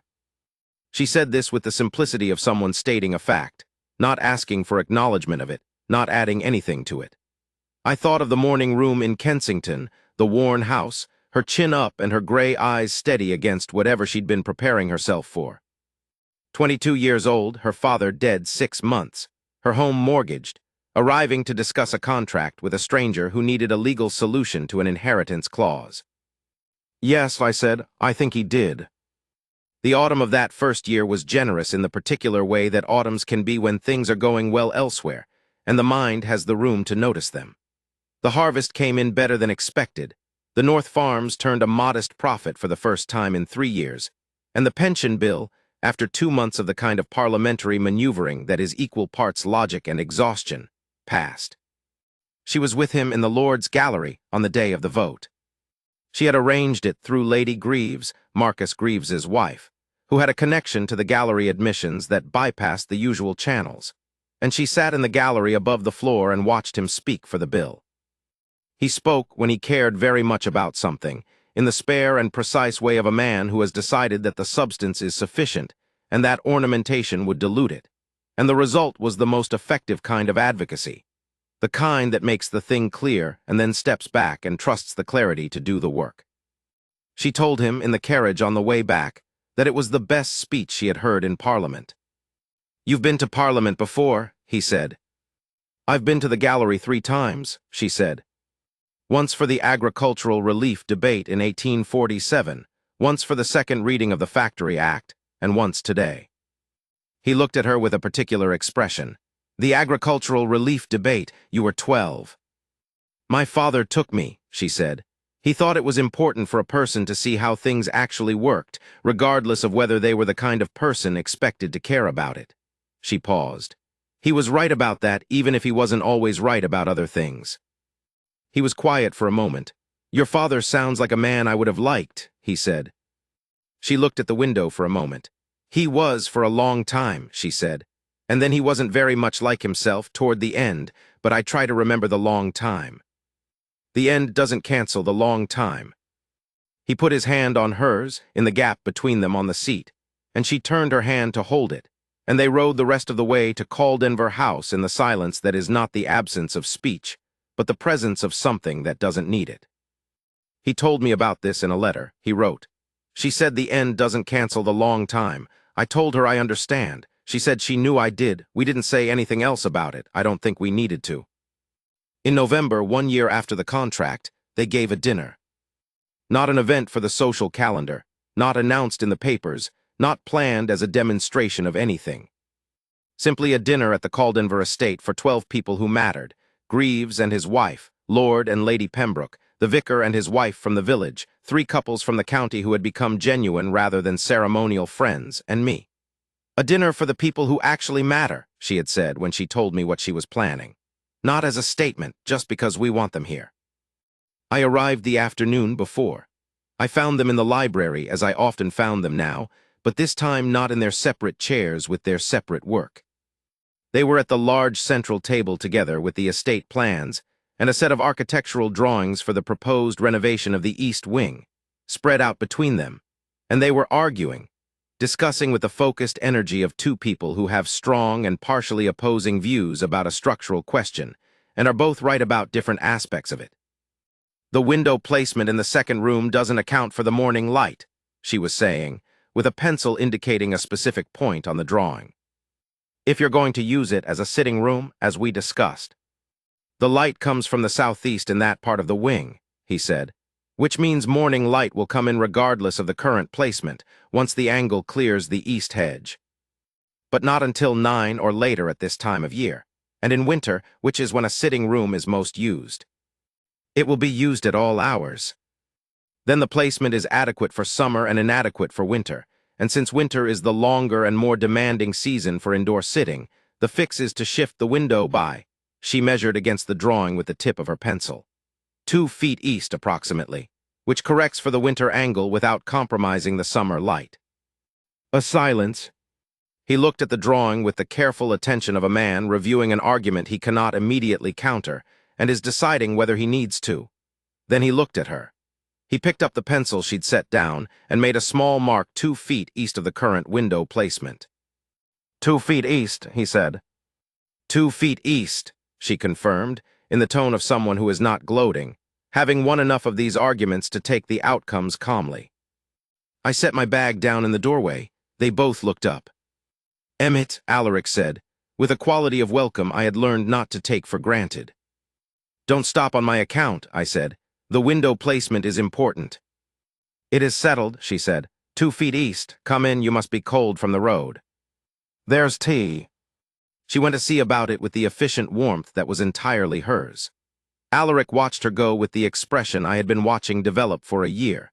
The expression of a man who is aware, in a quiet and bone-deep and entirely unperformative way, that he is fortunate. "She's right about the window," he said. "She usually is," I said. "Usually," he agreed, and there was in his voice the private particular quality of a man who is not bothered by this fact in the slightest. I sat by the window and looked out at the November garden, the oaks bare, the roses cut back, the frost just beginning to spread across the lowest parts of the lawn. 1 year ago, almost exactly, I had stood in this room and watched him pick up the solicitor's letter from the corner of the desk, with the face of a man who has decided to simply do the next thing. 1 year. "Are you happy?" I asked. He looked at me. He knew I almost never asked him this. He considered it for a moment with the seriousness he gives to questions he has decided deserve an honest answer. "Happy sounds like something that visits," he said. "What I feel is more permanent, more structural, I suppose, as if something has been repaired that I didn't know how to repair myself and hadn't known who to ask." He paused. "She repaired it without my asking, without knowing she was doing it. She just came and made the practical arrangements and reorganized the library and found the mislabeled boundary and sat with me in the library when she was grieving and didn't ask me to be eloquent about it. She shook my hand like a business partner and asked for honesty, and then she was honest, and he stopped. He touched the scar on his jaw briefly, the old habit. She made it possible to be a person again. And then I fell in love with her, which I had not particularly planned, and which is the best thing that has happened to me in my life. Yes, I'm happy. Structurally." She came back with the tea then, and set it on the table with her usual efficiency, and poured his cup first without asking because she knew how he took it, and handed it to him, and their fingers met on the handle of the cup in the casual proximity of 2 people who have long since stopped maintaining careful distances. He said, "Ren." She looked up. "I told Emmett I am structurally happy," he said. "I thought you should know." She looked at him for a moment, then she looked at me and back at him. "Good," she said, and she picked up her own cup and sat down, and the afternoon light fell across the room, and I thought, yes, there it is, that's the whole of it. The dinner that evening was, by any measure, the kind that becomes a reference point. People say later, "Do you remember that dinner at Caldenvere?" And the people who were there say yes, and they remember it differently. Some remember the food, because Mrs. Hartley had truly outdone herself. Some remember a particular conversation, because Greaves and Lord Pembroke discovered that they had been in the same stretch of road in the same year, 20 years apart, and found in this a kind of absurd fellowship that kept them talking for hours. Some remember the table itself, candle-lit and full and warm in the November dark with the fire going well and the wine opened. I remember all of these things. But what I remember most is the moment after supper, when the table had been cleared and the port was on the cloth, and the candles were burning lower, and the room had the quality of rooms that have been well used and are at ease with themselves. Alaric stood. He had not prepared anything. He was not a man who prepared speeches for occasions he had not announced. He raised his glass. "To my wife," he said. No more than that, not a speech, not an explanation, not the kind of toast that explains itself and covers itself and apologizes for taking up space. Just, "To my wife," in the voice of a man for whom those 3 words contain everything he means and more than he can say. She looked at him from across the table with those gray eyes, not carefully still now, not at all, and she raised her glass. And the people around the table raised theirs, and the candlelight caught the wine. And outside the frost was forming again on the November lawn, and the oak stood bare against the dark and cold. And inside there was warmth and light, and the sound of laughter, and the murmur of people who are genuinely glad to be in the same room. Greaves caught my eye from across the table. He raised his glass half an inch. I raised mine back. "I will end the account here, because it is where the story of the practical arrangement ends and the story of my brother and his wife begins. not a different story, but the same story seen from the other side of a turning that was never dramatic and never announced, and was, for that reason, the most unshakable thing I have ever witnessed. In the years that followed, and there were many of them, and they were good, people sometimes asked me how it had happened. How a contract and a solicitor's letter and a practical arrangement between strangers had become what I watched it become. How the most closed man I knew had opened enough to let the right person in.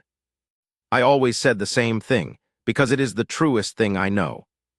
She asked him to be honest, and he agreed, and they kept their word to each other, and the word turned out to contain everything. She reorganized the library and found his missing books. She read the archive records and found the mislabeled boundary. She sat with him in the library for an hour without asking him to explain his grief. She told him, plainly and without drama, when she loved him. He passed her the marmalade before she asked. He sat beside her in silence and was entirely present. He found her in the kitchen corridor with the menus list on the flagstones, and told her he loved her with his arm in a sling and his heart in his voice. She made him structurally happy. He gave her the same. That is the whole of it. I was there from the beginning, and I can tell you, that is the whole of it. The Duchess of Caldenvere, born Wren Hollowell, saw the east wing renovated that winter with the windows placed 2 feet east, exactly as she'd specified, and it was finished by the following spring, and the morning light came through the sitting room at 7:15 on the equinox and earlier in summer.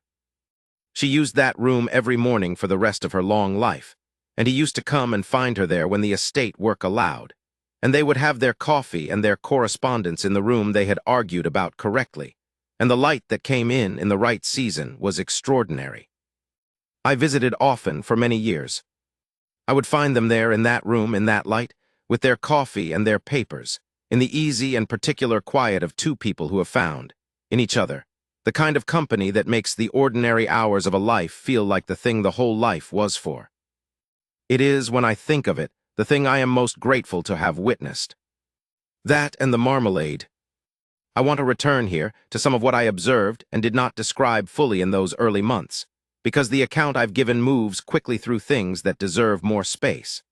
Memory is not a story in the telling, it is a landscape, and some parts of any landscape are in shadow when you first walk through them and only become clear when you return. The first winter at Caldenvere was, in many respects, the crucial one, and I was not there for most of it. I was in London for most of December and all of January, managing my own affairs, which had been somewhat neglected in the autumn while I was watching Alaric's. I heard from him in letters, and the letters were growing, as I noted, but I did not see for myself the day-to-day of it until Christmas, and I left after a week, and the months of January and February I have only from what he and she each told me, separately and together afterward. What I know of January I know from the letter he wrote me in early February, which was longer than any he'd sent in years, and which contained, embedded in the middle of several paragraphs about the North Pasture drainage and the question of the mill contracts, the following. There was a storm in the 3rd week of January, not severe, but sustained, 3 days of heavy rain with the roads barely passable. We were effectively confined to the house, which I would not previously have welcomed, being confined to the house with anyone. I found that I did not mind it. We had dinner together on all 3 evenings, and afterward we read, she in her chair with her book and I at the desk with whatever correspondence could be handled. And then on the 2nd evening she set her book down and said, "What are you reading?" Meaning the letter I was working through rather than reading, and I told her it was a report from the Harcroft mill manager, and she said, "Is it good news or bad?" I said it was mixed. She said, "Tell me." So I told her. She asked 2 questions. The second question was one I had not thought to ask myself, and the answer to it changed my thinking about the mill expansion significantly for the better. She said, when I told her this, "My father talked to me about business all my life. He believed girls could think about money as well as boys could. He was right about that too, even if he couldn't always act on what he believed." He wrote, "I have been talking to her about things, not arranging conversations, simply talking, when things occur to me, the way one talks to someone one trusts. I realize this is, on its face, unremarkable, but it has been some time since I talked to anyone other than Emmett or Greaves in that particular way, and I find it is very much the right thing."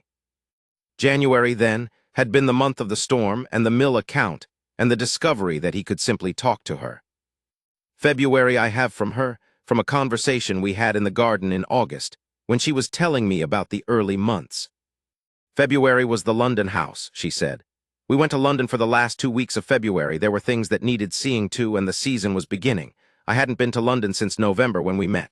It was strange to go back. The city felt different, or I felt different in it, which is the same thing in a way. She paused. The London house is very large, much larger than the Kensington house, obviously, and I knew it would be, but knowing and arriving are different things. There's a staff of 14. The housekeeper, Mrs. Alderton, was very correct and very watchful, in the way of someone who has been managing a house that has been without a real mistress for a long time, and is not entirely sure whether the change is going to be an improvement or an interference.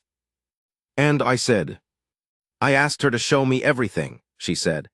Not to take over, I said that clearly, that I wanted to understand how she ran it before I changed anything, because a house that has been running well doesn't need to be reorganized, only understood. She showed me everything. It took the better part of 2 days. By the end, I had a good picture of what she'd been managing alone and what had been allowed to slide for want of authorization. And I told her specifically what I thought she'd done well, which was quite a lot. And then I asked her what she thought needed doing that she hadn't been able to do, and she told me, and we made a list. And Mrs. Alderton. She smiled slightly. Mrs. Alderton decided I was not an interference. I think she was relieved to have someone to authorize things again. Large houses don't run well without a center, and she'd been the center by default and found it an uncomfortable position. She was quiet for a moment. Alaric watched me with Mrs. Alderton for the first day and then stopped watching, which I understood to mean he'd seen enough to trust that it was going to be all right. He said afterward that he'd been concerned I might find the London house overwhelming, being considerably larger than anything I'd managed before. I told him that scale is less important than understanding the system, and that the system was essentially the same as the Kensington house, only with more people and more rooms. He looked at me for a moment and then said, "Of course," as if that was the obvious answer and he'd simply needed to hear it stated. "He's not always good at obvious answers," I said. "No," she said. "He thinks in systems. Once he understands the system, he's extremely good. But he sometimes needs someone else to name it first." She paused. "I don't mind being the person who names it. He returns the favor in other directions." This was, I thought, one of the most accurate descriptions of my brother I had ever heard from anyone who had not known him for 40 years. "What does he name for you?" I asked. She thought about it. "He notices when I'm tired before I notice myself," she said. "He doesn't say anything about it, he just quietly makes it so that whatever I was going to do next is not necessary anymore. The letters get handled. The housekeeper gets spoken to. The thing goes away and I realize an hour later that I've been allowed to rest without being told to rest. He does it very precisely and without any appearance of doing it." "He's always done that," I said. "For people he cares about, before the war, I mean. I had forgotten he used to." She looked at me. "He told me once," she said, "that the war made him feel that caring about things was expensive, that it cost more than it was given back." "Yes, I think he's revising that calculation." "Yes," I said, "I think he is. There are things about the spring I want to preserve here that are not in the broad account I've given above. The first is the question of the north tenants. The Caldenvere estate has, on its northern edge, a cluster of 6 tenant farms that had been underperforming for several years before Alaric inherited. The reasons were various: an unusually harsh winter 2 years running, a disease that had run through the livestock and less easy to categorize, a low morale that was partly the consequence of the other things and partly something else. Something to do with the feeling that no one in the great house had been paying very close attention to the northern end of the estate for a long time. Alaric had addressed the practical issues in the first year of his tenure: the drainage, the replanting, the question of the livestock. But morale is not a thing you fix with drainage. She went north in March, 2 weeks after the Hollowell house was sold. She did not announce it formally. She told Alaric she was going to call on the north tenant families and asked if he wanted to come. He said he had business in Surrey that week, but that she should go and he would follow. She went alone with a groom and spent 2 days visiting. She came back with a list of 7 things. 4 of them were practical: a roof repair, a well that needed work, a boundary question that had been left unresolved, a question about school access for the children. 3 of them were not practical in the same way.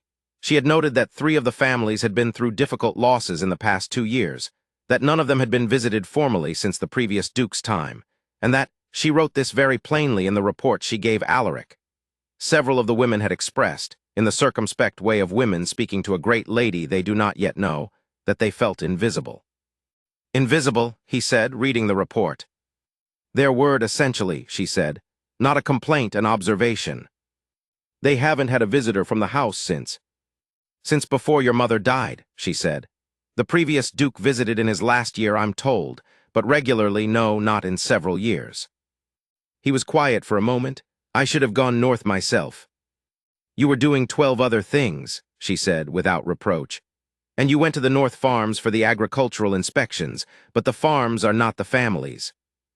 He looked at the list, he looked at her. What do you propose? Start with the practical things, she said. The roof and the well especially, those are urgent. Then in the summer, perhaps a proper visit, both of us. Not an inspection, a call.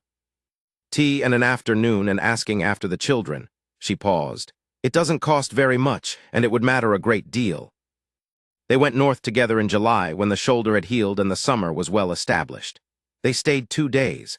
I heard about it from the estate steward who had gone with them, and who reported that the North had received them very well, better than I expected, frankly, given the years of distance. I also heard about it from Alaric, who wrote to me. We spent an afternoon at the Carver farm, which has 6 children between the ages of 2 and 14.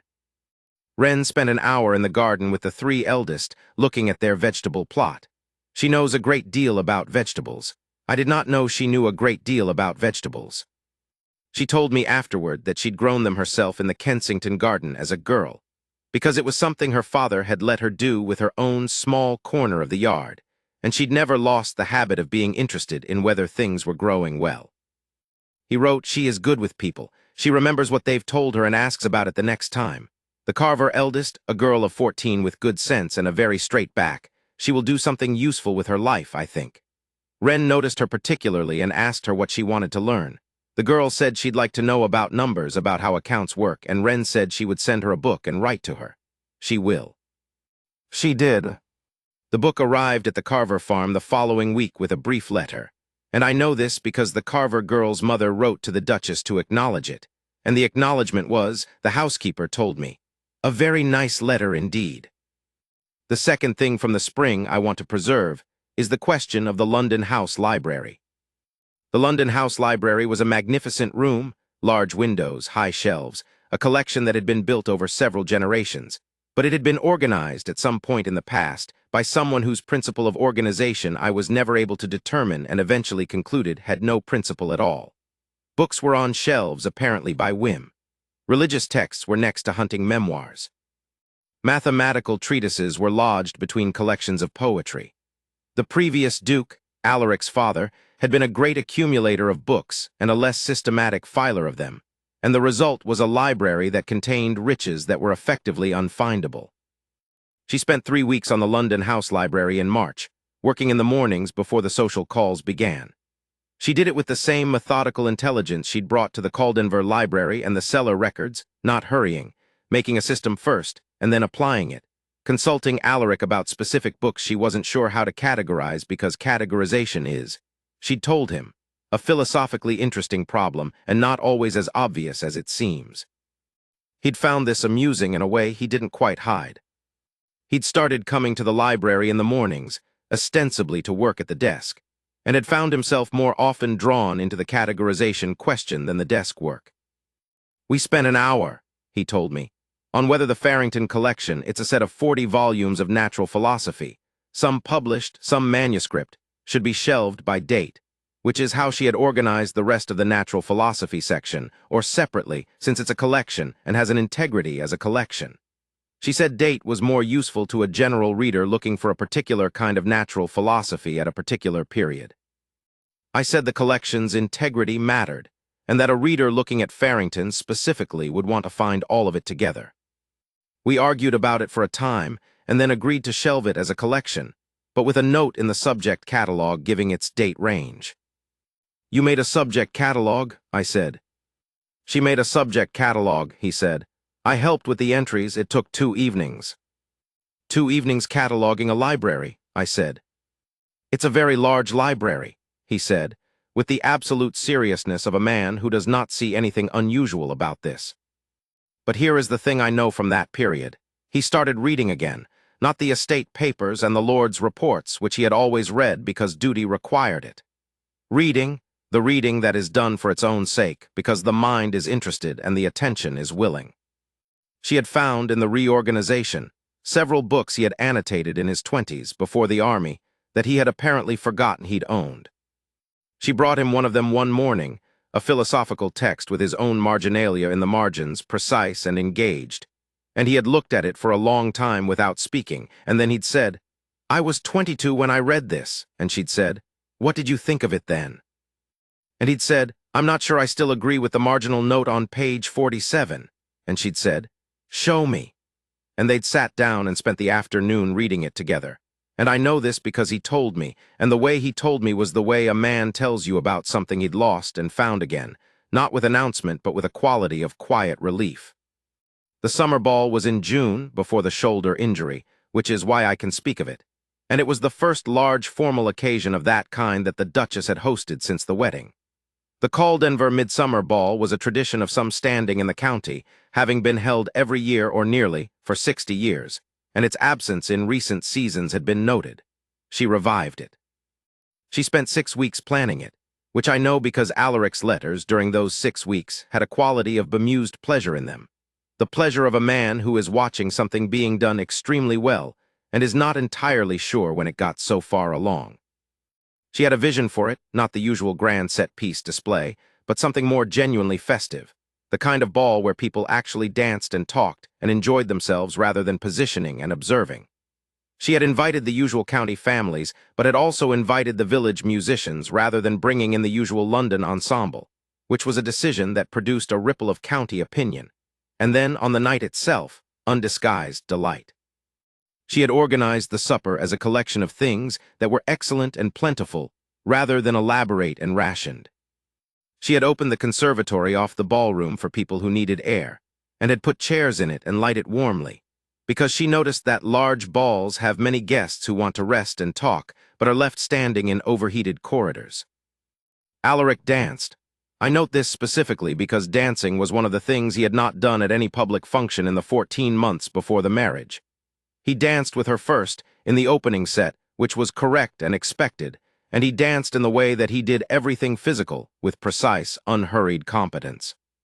She danced with light efficiency, and in the opening set, they moved through the figures with the ease of two people who have been in the same space long enough to anticipate each other.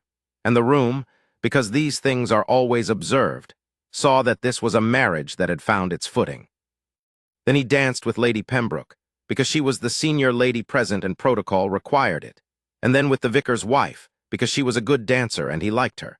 And then he went and stood at the edge of the room and watched his wife, who was dancing with the young Lord Harcastle in a set that was, I could see, more animated than her dancing usually was because Lord Harcastle was evidently telling her something that she found genuinely funny. I went and stood next to Alaric. "He's telling her something funny," I said. "Yes," he said. "She laughs very nicely," I said. "Yes," he said. "Are you watching her?" "Yes," he said. "Good," I said. We stood in silence for a moment. "I am going to ask her to dance again," he said, "after this set." "Yes," I said. "She likes dancing. I should dance with her more." "Yes." "Emmett, if you say yes one more time in that particular tone, I will have you removed from the property." "Certainly," I said.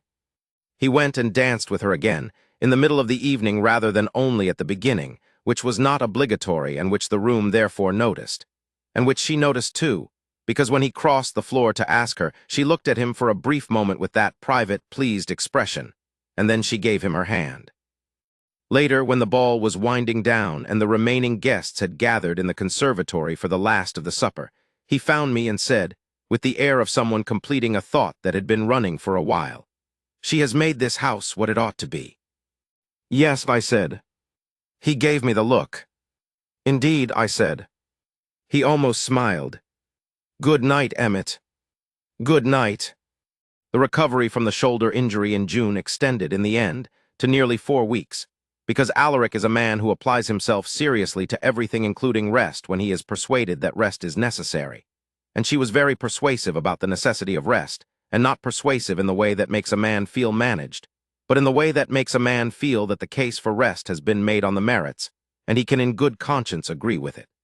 The doctor's instructions were followed. The sling was worn, the riding was suspended. What I did not include in the account above, because I did not know it at the time and only learned it later, was what happened in the 2nd week of the injury. He had a bad night. Not an unusual thing, he'd had them since the war, not frequently but not rarely. A night where the sleep came wrong and the mind, unsupervised, went to places the waking mind had learned to avoid. She was not in his room. They had their own apartments, as the contract had specified, and she had respected that throughout. But she had, apparently, heard him in the corridor at some late hour. She was a light sleeper, she told me later, had always been, and she had come to the door of his sitting room and knocked and said from the other side of the door, "Are you all right?" He told me about this months later. He said, "I told her I was fine. She said, 'I know, but are you all right?' And I understood what she meant. I said I had been having a difficult night. She said, 'I can hear you pacing.' There was a silence, and then she said, 'There are 2 chairs in here if you want company, or I'll leave if you'd rather be alone. Either is fine.' I said. He stopped. I said I would like company if she didn't mind. She had come in and sat in the chair by the window, still in her dressing gown and with her hair down, which is not the picture of it that novels paint, but is the accurate one. And he had sat across from her, and she had not asked him what the night had been about, and he had not explained. And they had sat there for something over an hour while the night moved through its darkest part toward morning. And then she had said, 'It's getting lighter,' which it was, barely, and she had gone back to her room. And he had slept. She didn't ask, he told me. 'No,' I said. She sat with me and she didn't ask, and in the morning she didn't refer to it. She said good morning and asked how the shoulder felt. That was all. 'Yes,' I said. 'It was the right thing,' he said, with the tone of a man for whom this is not a small statement. I had forgotten, I had not known, I think, that someone could simply sit with a person in a bad night without requiring an explanation of it. I thought of what she'd said in the morning room in Kensington. We will not perform warmth we don't feel or pretend to feelings we haven't earned. I thought of her gray eyes and the still face and the extended hand. I thought of someone who had sat with a father who was going wrong, for years, and had had to learn the difference between the presence that asks and the presence that simply stays. She's known some bad nights herself, I said. Yes, he said, I think that's it. The autumn social season was the busiest they'd had, the consequence of having established themselves through the summer as a house worth visiting, and a pair worth knowing, which is the exact kind of reputation that generates invitations faster than they can reasonably be accepted.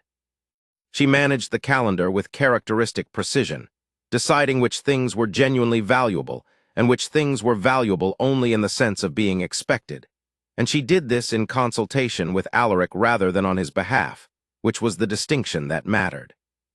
There was a dinner at the Whitmore house in October that I want to record because of what happened there. The Whitmores were not people I particularly liked, which is a private judgment and not one I expressed, because they were perfectly adequate hosts and entirely respectable members of society, and I had no legitimate complaint against them beyond a general sense that they found their own opinions more interesting than other people's. At their October dinner, there were 22 people, including Lord and Lady Calloway, the first time he and she had been in the same room since the Pembroke dinner in March, and the situation was somewhat more clearly drawn now than it had been then, in the way that situations become clearer when several months of social observation have confirmed what kind of marriage a marriage is. Calloway was pleasant to her, as before.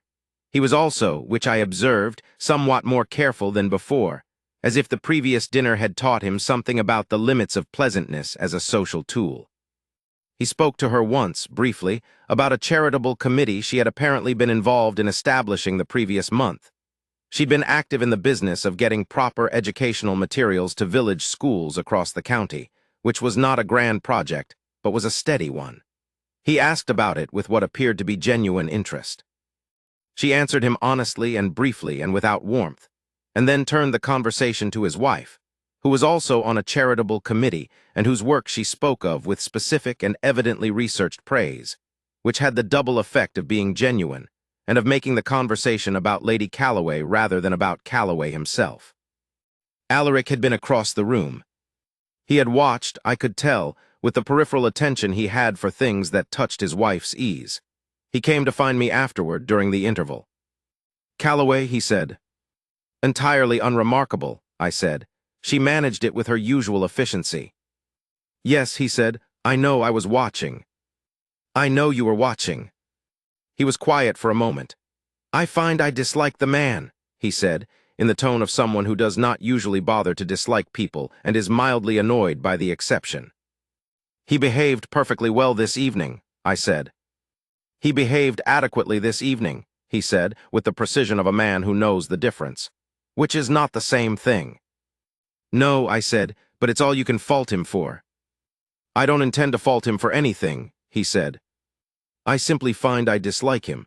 I can dislike a man without acting on it." "A very mature position," I said. "Don't be clever at me, Emmett." "I'm not being clever, I'm being admiring." He gave me the look. I looked at the room. "She's talking to Lady Whitmore," I said. "About the school project, Lady Whitmore looks interested." "Lady Whitmore has 3 grandchildren in village schools," he said. "She will want to talk to the person running the project for some time." "She's done her research," I said. "She always does," he said, with the particular tone I had come to know from letters, the tone of quiet, sustained pride that a man has when he is talking about someone whose qualities he has stopped pretending he merely respects and has begun to know that he loves. In November, the week before the dinner, I came early and spent several days going through old family correspondence with the estate archivist, who was trying to determine the provenance of a small collection of letters that might or might not have belonged to the 3rd Duke. It was not important work, but it was quiet and absorbing, and it gave me an excuse to be at Caldenvere before the dinner itself. On the first afternoon, I went for a walk in the south garden and encountered her there, walking alone with the concentrated look of someone who is thinking rather than walking and is using the walk as the framework for the thought. She saw me and came over and we walked together. "Are you thinking about something particular?" I asked. "The dinner," she said, "the guest list. I want it to feel the way I want it to feel, and I'm running through it to make sure nothing is wrong." "Is anything wrong?" "No," she said, "but I like to be certain before I stop worrying about it." I laughed. "You do plan carefully." "I grew up with the consequences of very little planning," she said without bitterness. "I learned to prefer the other approach." We walked in silence for a moment. "Emmett," she said, "can I ask you something about Alaric?" "You can ask me anything.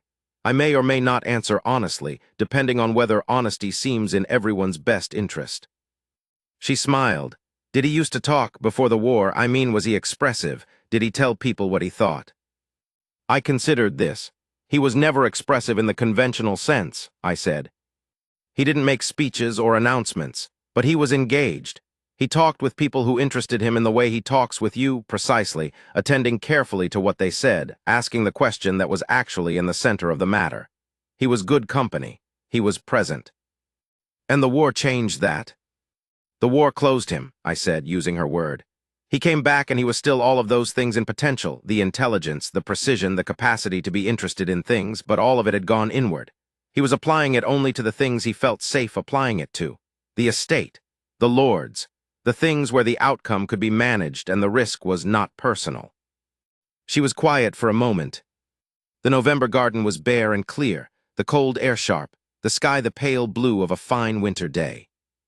"He told me something last week," she said. "He said that for a long time after he came home, he had the feeling that the life he was living was behind glass, that he could see it perfectly well and manage it perfectly well, and nothing about it was actually hurting him, but nothing about it was reaching him either. He said it was like being a very competent observer of his own experience." "Yes," I said, "that's exactly it." "He said it doesn't feel that way anymore." I looked at her. She was looking at the garden, and her expression was the still face she sometimes wore when something was going on inside it that she wasn't showing. But this time, the stillness had a quality of being full rather than careful. full of something she was holding gently rather than keeping private. "No," I said, "I don't think it does." She nodded once, small, the nod of someone confirming something they already knew and are glad to have confirmed.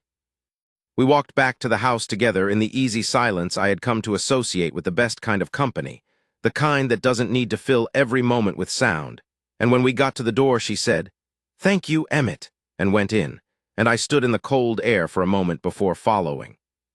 And so to the dinner, and to the toast, and to the year coming around to where it had begun. After the guests left on that November evening, not late, it was not a late-running party, she had planned it to end at a reasonable hour so that people went home satisfied rather than depleted. He and she and I sat in the drawing room with the last of the port and the fire burning down, the comfortable aftermath of a good evening, the particular relief of having wanted something to go well and had it go well. She had her feet tucked up under her in the chair by the fire in the way she allowed herself only when the formal part of the evening was definitively over, and she was drinking her port and looking at the fire with the expression of someone who is reviewing an evening and finding it adequate. "It was good," she said, to neither of us in particular. "It was very good," I said. "Mrs. Hartley's pheasant," she said.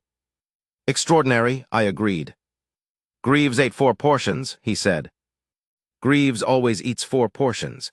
He's a large man with a large appetite, and Mrs. Hartley appreciates the compliment. She smiled. "Did you see Lord Pembroke and the Carswells? They were talking for nearly an hour." "I saw," he said. "I think the bequest matter may be quietly resolved. Not formally, but in the way things actually get resolved, which is informally and gradually." "Good," she said. "I'd hoped." He was looking at her with the expression I had come to know as his most unguarded one, the expression he reserved for moments when he thought no one who would make him self-conscious about it was watching. I was watching. I had become very good at watching in a way that appeared not to be watching. "Rend," he said. 1 year." She looked at him. 1 year, she confirmed. "Are you—" He stopped. He tried again, and his voice had the quality it had in the kitchen corridor with the menus list on the floor, direct and undefended, the voice of a man who has decided that the only thing worse than saying the thing is not saying it. "Are you glad?" "That you signed the contract." She looked at him for a moment. The fire made a small sound, settling. "I signed a contract with a stranger," she said, "because I had to and he had to, and those were the circumstances. And then the stranger became—" She stopped. "And then he became the person I trust most in the world, and I am, yes, I am very glad." He was quiet for a moment. "I am going to give a toast at dinner parties for the rest of my life," he said, "and it is going to be to my wife, and people are going to find it either touching or insufficient, and I find I do not particularly mind which." She looked at him with those gray eyes, entirely open. "I don't find it insufficient," she said. "No," he said, "I know you don't." I finished my port. I set the glass down. "I'm going to bed," I said, "because I am not needed in this room and I am comfortable enough to say so." Neither of them objected or looked at me, which I took as the highest possible compliment. I went up to my room and I lay in the dark, and I thought about a morning in November a year ago, a contract on the corner of a desk, a man who had decided to stop wanting things. I thought about a morning room in Kensington, a woman with gray eyes and a still face, and a hand extended to shake like a business partner. I thought about all the small things that had happened between that morning and this one. I thought, it is a good life, to be allowed to watch the right people find each other. It is an extraordinary privilege, and I have never not known it. I went to sleep to the sound of the fire dying in the grate, and the November wind in the oaks outside, and the very distant sound, from the floor below, of 2 people talking quietly in the easy, unhurried way of people who have all the time they need. There are things from the earliest days, the first week, the first fortnight, that I did not fully describe above and that deserve their place here, because they are the foundation of everything that came after, and foundations are not always the most dramatic thing to describe, but they are the most important. The day after the wedding, which was a Wednesday, she was up before the household. I know this because I was also up early. I am constitutionally an early riser, and the combination of a strange bed and a mildly anxious mind had me dressed before 7. And I came downstairs to find her already in the small sitting room off the main hall with a cup of tea, and the household account books open on the table in front of her. She was not working frantically. She was reading with the calm attention of someone who has decided to understand her situation before she does anything about it. She looked up when I came in.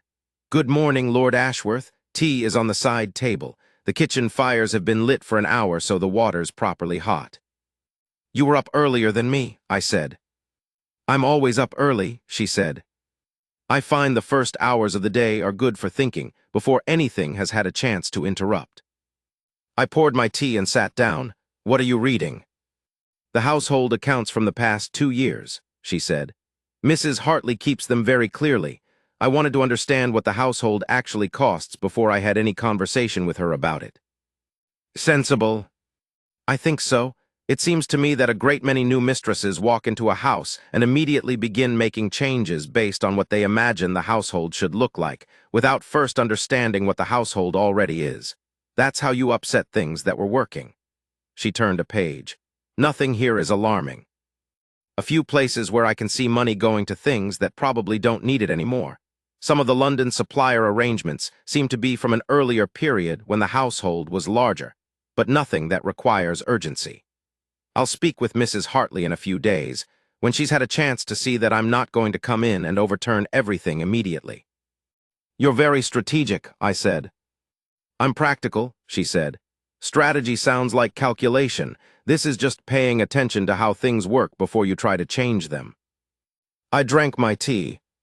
Outside the window, the November morning was gray and cold, and the garden had the quiet, stripped-back look of a garden in late autumn, the bones of it visible without the leaves, which I find more interesting than summer gardens in some ways because you can see the structure. "Lord Ashworth," she said after a moment. "Emmett," I said, "or simply my brother's brother, if you prefer." She considered this. "Emmett, then, can I ask you something?" "Yes." "What does he—" She stopped. She reformulated. "What does he need? Not from this arrangement specifically, from people, from daily life. What does he need that he won't ask for?" I looked at her. She was looking at me with the same directness she'd turned on Alaric in the morning room. But there was something more in it now. A quality of genuine wanting to know, not for strategy, but because the answer mattered to her. "He needs to be treated as if he's capable," I said. "He needs to not be managed. He needs quiet more than most people, not silence, but the kind of company that doesn't require him to be performing for it. He needs—" I thought about how to say this. "He needs to feel useful. He's always needed that. The work gives him that, but it's not the only place he's ever found it." "What else has given him that, before?" "Greaves," I said. "Me, I hope. His mother before she died. A handful of friends from the army who he's kept, and a great many he hasn't. He's not a man with a large circle, but the people in his circle matter to him very much, and he will do nearly anything for them, and would be embarrassed to say so." She nodded slowly. "All right," she said, and went back to the accounts. I drank my tea. After a moment I said, "What do you need that you won't ask for?" She was quiet for long enough that I thought she might not answer. "To be trusted," she said finally. "To be given responsibility and then actually left to carry it rather than supervised constantly. I've been supervised constantly for the past 6 months by people who meant well and were frightened things would go wrong. And it makes everything harder than it needs to be, because you can't use your own judgment if someone is always checking whether your judgment was correct." "He won't supervise you," I said. "No," she said. "I could see that in the meeting. He's not that kind of man." She paused. It was one of the things that made the arrangement seem possible. I filed this away with all the other things I was filing away in those first days, and I went and got more tea, and we sat in the comfortable quiet of two people who have just decided to like each other and are satisfied with the decision. The first month had its difficult moments, which I know from letters and from what they each told me later, and which I want to record accurately rather than prettying them into absence. The 3rd week after the wedding, there was a disagreement. Not a great one, nothing of the sort that might threaten the arrangement, but real, the first time they discovered where their views did not align. It was about the estate cottages. There were 4 empty cottages on the south end of the estate that had been vacant for 2 years, since the families who'd lived in them had moved on. Alaric had been thinking about consolidating them, using the materials from 2 of them to improve the condition of the remaining 2, which needed repairs, and leaving the footprint of the estate slightly smaller but more maintainable. It was a sensible plan, economically sound. She had a different view. She had, in her tour of the estate, been to the cottages, and she had been paying attention to the question of who might need them. There were 3 families in the village who were overcrowded in their current situations. She'd met them all when she'd gone to call on the north tenants, and she thought the cottages, properly repaired and let at a reasonable rate, would provide housing and income both. The consolidation plan would remove the possibility of that for 2 of them. He said the consolidation made sense financially. She said the letting made sense financially too, and also served the people who needed the housing. He said the repairs required for letting were more expensive than the consolidation. She said the long-term letting income offset the repair cost within 3 years. They were both right about different parts of it, and they both knew it. What Alaric told me in the letter he wrote the following week. She presented her case clearly and without dramatics, and then she stopped speaking and waited for my response, which I found I respected. I also found that her analysis was more thorough than mine in one specific respect, which was the letting income projection over 5 years. I had not run the numbers at that length. When I did, her position was correct. I told her so. What did she say? I wrote back. He wrote, she said, good, then let's repair the cottages. I'll speak to the head carpenter tomorrow. And that was the end of it. He added, I expected her to be more pleased with herself. She was not. She treated it as a decision that had been made on the merits and then moved on. I found this, for reasons I'm not certain I can fully articulate, extremely. He stopped and started again. I respected it. She told me her version in August when we were walking. He conceded immediately, she said. Once I'd shown him the numbers, he conceded without argument. I had expected to have to fight more, but he's not. He doesn't argue to win.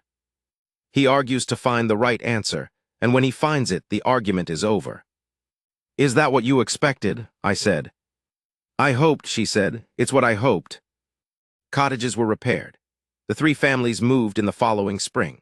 One of them was the Carver family, whose eldest daughter, the one who had wanted to learn about numbers, came with them, and whom she saw regularly after that, and to whom she wrote, and from whom she received letters back that she kept in the desk in the library, and once showed me with a quality of quiet pride that I recognized as the pride of someone who has given a small push in a direction that mattered and is watching where it goes. There was a particular conversation in March, between the Hollowell house being sold and the Pembroke dinner, that she told me about in August, walking in the garden. He asked me, she said, whether there was anything I'd kept from the Kensington house, anything I particularly wanted. He said he should have asked before the sale was final, and he was sorry he hadn't thought to. And was there? A few things, she said. The spaniel painting, the one above the fireplace, my mother's china tea set, some books. She paused. He had already gotten them. I looked at her, already. He'd written to the agent before the sale completed, she said, without telling me. He'd asked the agent to identify any personal items, art, books, china, anything that looked as if it had personal significance, and have them carefully packed and brought to Caldenvere before the house clearance. The boxes arrived the week after the house sold. You didn't know? I didn't know until the boxes arrived. She was quiet for a moment. I didn't know how to. I went to find him and I said, the boxes came from the Kensington house. He said he'd asked the agent to hold some things. He said he'd seen the painting of the spaniel when we'd first gone to meet him, and it had seemed to him like something a family loves, and he hadn't wanted it to go to a sale. He said, I should have told you. I'm sorry if it was presumptuous. I said. She stopped. I said it wasn't presumptuous. It was one of the kindest things anyone had done for me in a long time. What did he say? He said, good, and then he went back to the estate papers. She smiled, the quiet, private smile. He does that. He says something very significant and then immediately returns to whatever is most practical because otherwise it becomes too much, too large. He'd rather it just be a thing that happened and that we both know happened. Yes, I said, that's him. I know, she said. I've learned to just let the significant thing be the significant thing and not try to make it larger. It's already large enough. The spaniel painting now hangs in the small sitting room off the main hall at Caldenvere, where she'd been sitting with the account books on the morning after the wedding, and where they have their early morning tea when the weather is cold and the library is not yet warm. It is the first thing you see when you come into that room. The London season in its full form, the proper spring season, April through July, as opposed to the early sorties of February, was the real test of the arrangement in the eyes of society. And it was, I can report, passed with a completeness that would have satisfied even Lady Trevor. They were seen everywhere that it mattered to be seen, and were seen to be a genuine couple in the way that society has very good instincts about, which is to say not a performed couple but a real one. He was attentive to her in the manner of a man who is attentive because he is interested rather than because the social form requires it, and she was herself, which is the most accurate thing I can say, and which turned out to be exactly what London society responded to. A woman who was not performing a duchess but simply being one, in the way that genuine things always, eventually, quiet the room. There was an occasion in May at the Hartley Foss house, the same Hartley Foss whose musicale had been the first social event of the season in February, where a dinner party of 20 went slightly sideways in the middle course when Lord Whitmore made a remark about the pension bill that was not in itself malicious, but was uninformed in a way that would have caused difficulty for several of the people at the table, including Greaves, who was present, and whose men were directly affected. The remark was the kind that requires someone to either ignore it or correct it, and ignoring it carries its own costs. She corrected it. She did it with the lightness of a woman who is simply adding information to a conversation rather than challenging a position, and she did it with the specific detail of someone who had read the bill carefully and knew exactly which part of Lord Whitmore's understanding needed adjusting, and she did it in a tone that invited him to agree rather than putting him on the defensive, and Lord Whitmore, who is not a stupid man, heard the correction and accepted it gracefully, and the dinner moved on. Greaves caught my eye across the table. Alaric said nothing for the duration of this exchange. He had been listening, and when it was over he continued the conversation he'd been having with his neighbor as if nothing of note had occurred. But I was watching his face, and what was on it, for the moment when she finished speaking, and the table accepted what she'd said and moved on, was the expression of a man who is very quietly and very completely proud. There were some nights in the autumn when I visited Caldenvere and the three of us played cards, a game she'd been taught by her father that I'd never heard of, which involved a degree of strategic deception that Alaric took to with the grim enthusiasm of a man discovering an aptitude he hadn't known he had. She and I played it differently, she with calculated patience, I with improvisation. He played it the way he played everything, systematically, thoroughly, and with a willingness to wait for the moment he needed rather than pressing before it arrived. She beat us both reliably for the first 3 games. Then Alaric began paying closer attention to her tells. She had one, a very small one, a slight stillness before she played a decisive card, and they began to play more evenly. And on the 4th evening of my visit they were essentially matched, and I was losing to both of them and not minding, because watching 2 well-matched minds play against each other is one of the more genuinely enjoyable experiences available. "You're not trying," she told me, after a hand in which my playing had been particularly uninspired. "I'm watching," I said. "Watching what?" "Strategy," I said. "I'm learning from you too." She looked at Alaric. "He's watching us," she said. "He's always watching us," Alaric said, sorting his cards with the precision of a man who sorts cards the way he does everything. "He's been watching us since November. He watches everything. It's a gift and a burden." She looked at him, then she looked at me. "I know," she said, and there was a quality of warmth in her voice that was not for me exactly, but was not for me. "I don't mind." "It's for posterity," I said. "Posterity," she said with a slight edge of humor in her voice. "Are you writing an account of us?" "I am preserving impressions," I said. "Impressions," she repeated and smiled and played her card and won the hand. The winter that followed the dinner, the winter of the year after the contract, was the year the estate finally fully turned, which is to say that all of the work Alaric had done in those careful years, and all of the work she had brought to it came together in a set of accounts that were the best since his grandfather's time. The North farms were at a profit. The mill investment was returning well. The cottages were occupied and productive. The household was running with an efficiency that Mrs. Hartley described to me, with some wonder, as the best I've seen it in 20 years. She was expecting their first child by Christmas of that year, which is not the kind of thing I will describe in detail because it is private and belongs to them and not to my account of them.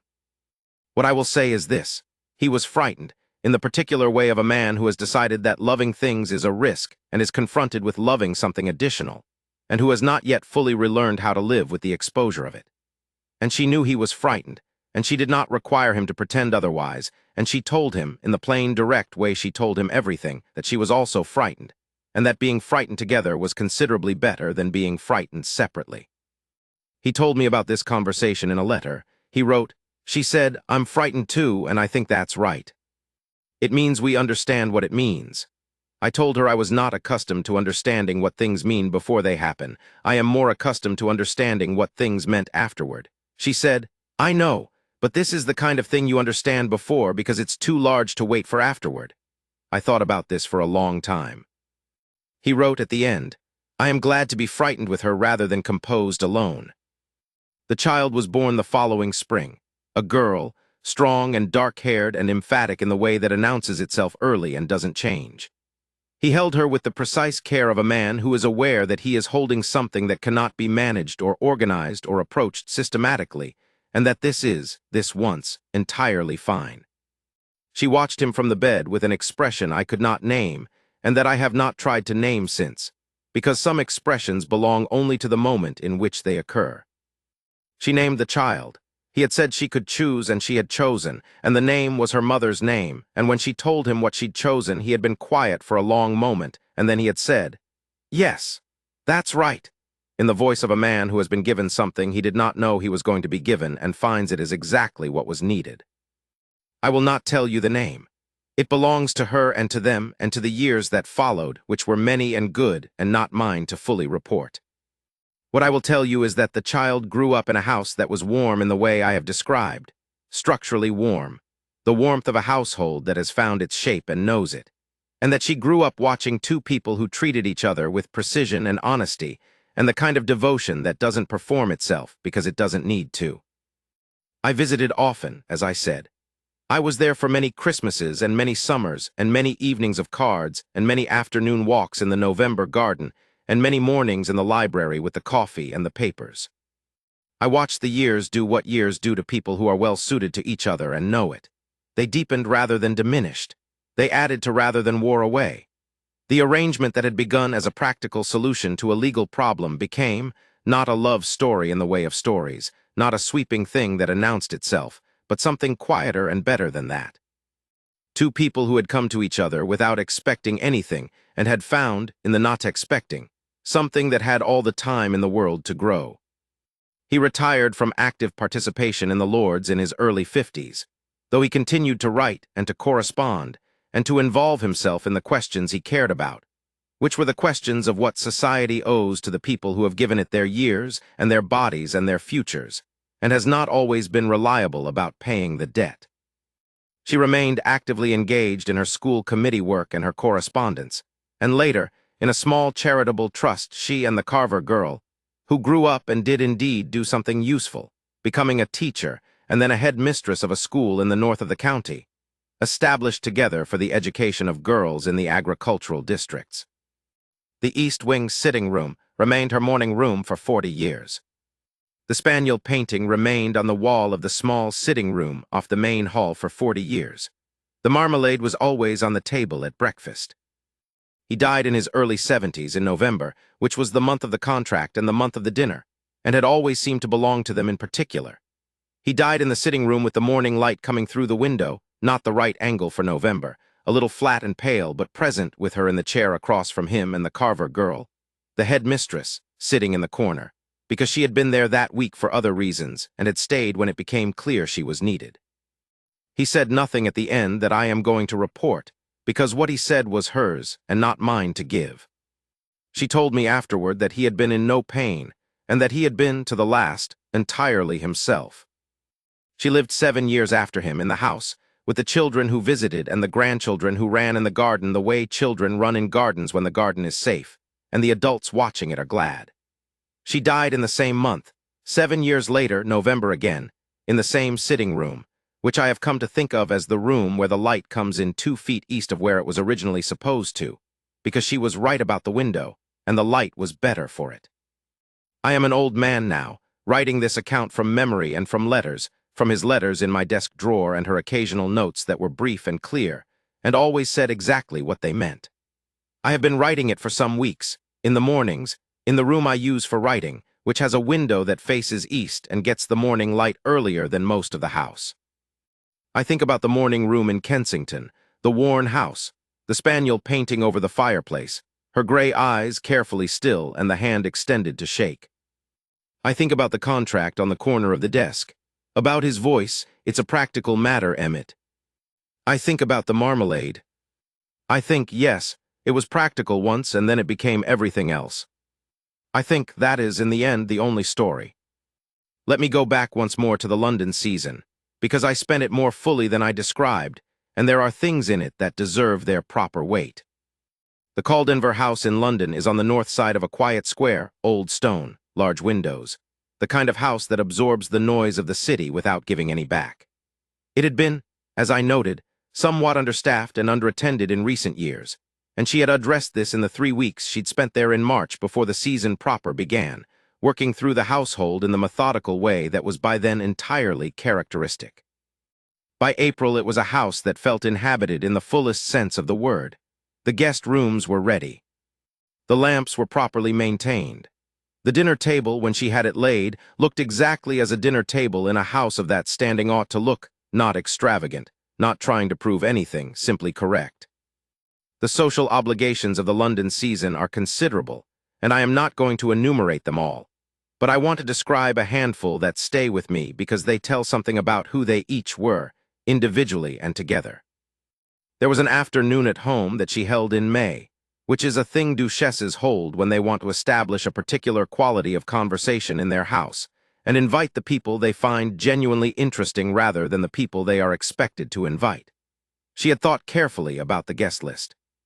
There were 12 people, a novelist who had published 3 well-regarded books, and was, at the moment, being slightly ignored by society for reasons that had to do with the content of the 3rd one. A woman who had been running a school for working-class girls in Whitechapel for 15 years on charitable funds. A naturalist who had spent 4 years in South America, and come back with observations that the scientific establishment was not yet sure what to do with. An artist whose work I'd seen and admired. 2 members whose wives she'd invited because the wives were, she thought, more interesting than their husbands on the relevant questions. And Greaves's wife, who was there partly because she was a friend and partly because she was, in her own right, one of the most formidable women I knew. And then several others I have not mentioned, including, at her specific request, and somewhat to his mild bemusement, a retired cavalry sergeant who had served in the same campaign as Alaric, and who was now managing a livery stable in Whitechapel, and whom she had met at one of the veterans' charity events she'd been attending. He came to the at-home in a slightly too large borrowed coat, and sat between the naturalist and the artist, and had, as far as I could observe, a remarkable afternoon. Alaric had looked at the guest list and said, "The cavalry sergeant." She had said, "He has excellent stories and impeccable observations, and I find that a good at home is improved by having at least 2 people who are not what anyone expects." He had said, "And the other one." "The naturalist," she said. "He's going to say something that will make everyone think differently about something in the next 6 months, and I want us to have been in the room when he said it first." He looked at her for a moment. "You're very confident about that." "I've read the book," she said. "The unpublished one. He left me a copy when we met in March." "He left you his unpublished manuscript." "He didn't have anyone else to leave it with who was going to read it," she said. "And I was interested." The afternoon at home was, I can report, the most genuinely interesting social occasion I attended in that London season. The cavalry sergeant and the naturalist talked for 40 minutes about terrain observation, the naturalist from the perspective of plant distribution, the sergeant from the perspective of military movement across difficult ground, and found so much shared language that the conversation drew in 3 other people and lasted until the tea was cold.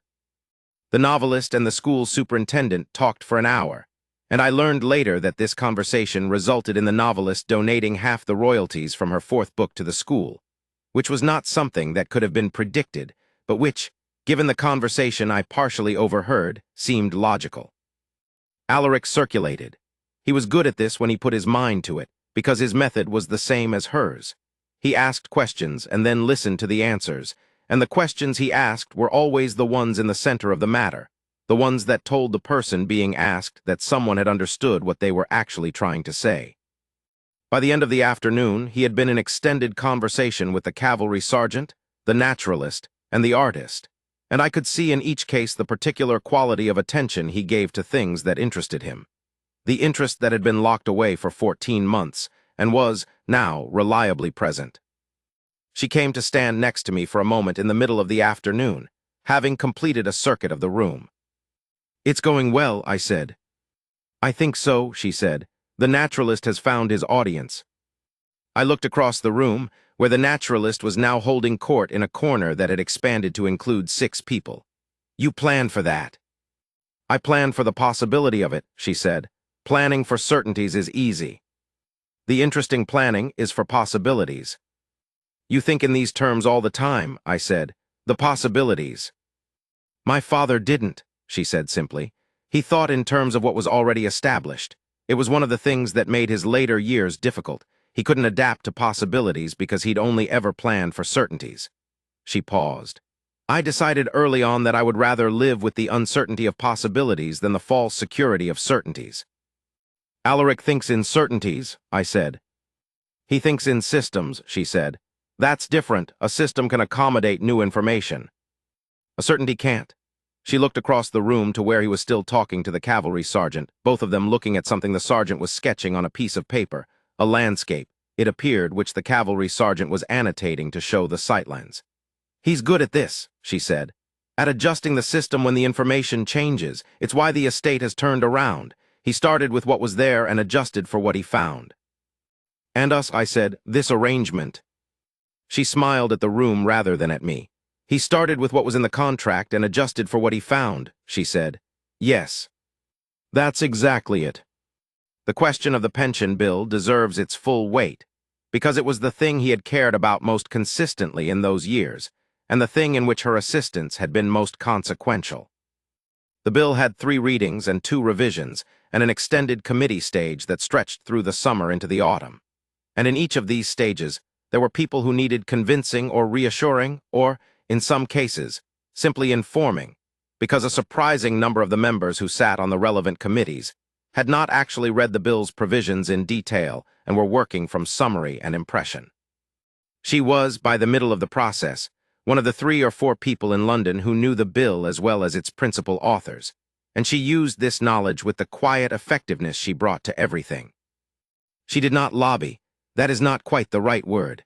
She did not make arguments or apply pressure or pursue members through their dinner parties with clipboard and purpose. What she did was simpler and less visible. She made sure that the people who had questions found the information they needed, and that the people who had concerns were heard by the people who could address them, and that the people who were uncertain about particular provisions were given the opportunity to see the actual people those provisions would affect. The cavalry sergeant from the At Home appeared at 2 parliamentary events in the autumn, not at her instigation directly, but at the instigation of a member's wife who had met him at her At Home and thought the member ought to know what a veteran's actual situation looked like. And the introduction of member to veteran had happened because she had made both meetings happen in rooms where both were present. Greaves, who tracked these things with military precision, told me that at least 4 votes in the bill's final reading could be attributed in whole or part to her. He said this not as a compliment exactly, but as an assessment, in the tone of a man who has been in the field and knows how to read the map of what actually moved the battle. "She doesn't take credit," he said. "No," I agreed. "Alaric knows," he said. "He worked it out. He's not a stupid man, and she's not invisible when you're paying attention. He said something to me last month. He said that she does the kind of work that doesn't show up in any account, but that changes the outcome." "That sounds like him." "He said it with enormous pride," Greaves said, while looking at his port glass and not at me, which is how he expresses enormous pride. I laughed. "Yes," I said, "that's exactly right. I want to say something about the way they talk to each other, because the quality of a marriage is in that thing, in the actual daily texture of 2 people's speech with each other, and it is not always easy to convey." They were direct. This was, I think, the most consistent thing about them. They had agreed on the first day to be honest with each other, and they had kept the agreement so thoroughly that honesty had become the native language of the house, the thing you arrived at without translation. They did not perform comfort. They did not cushion things unnecessarily.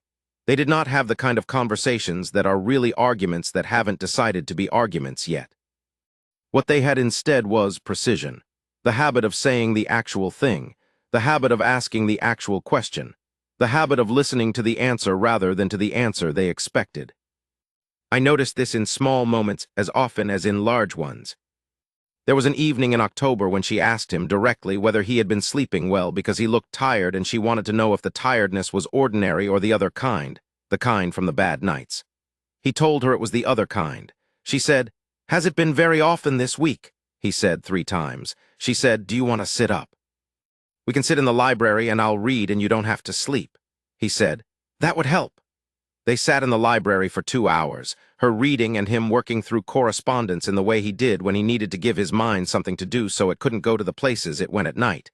And at some point he fell asleep in the chair, and she covered him with the blanket from the window seat and left the lamp burning low and went to bed.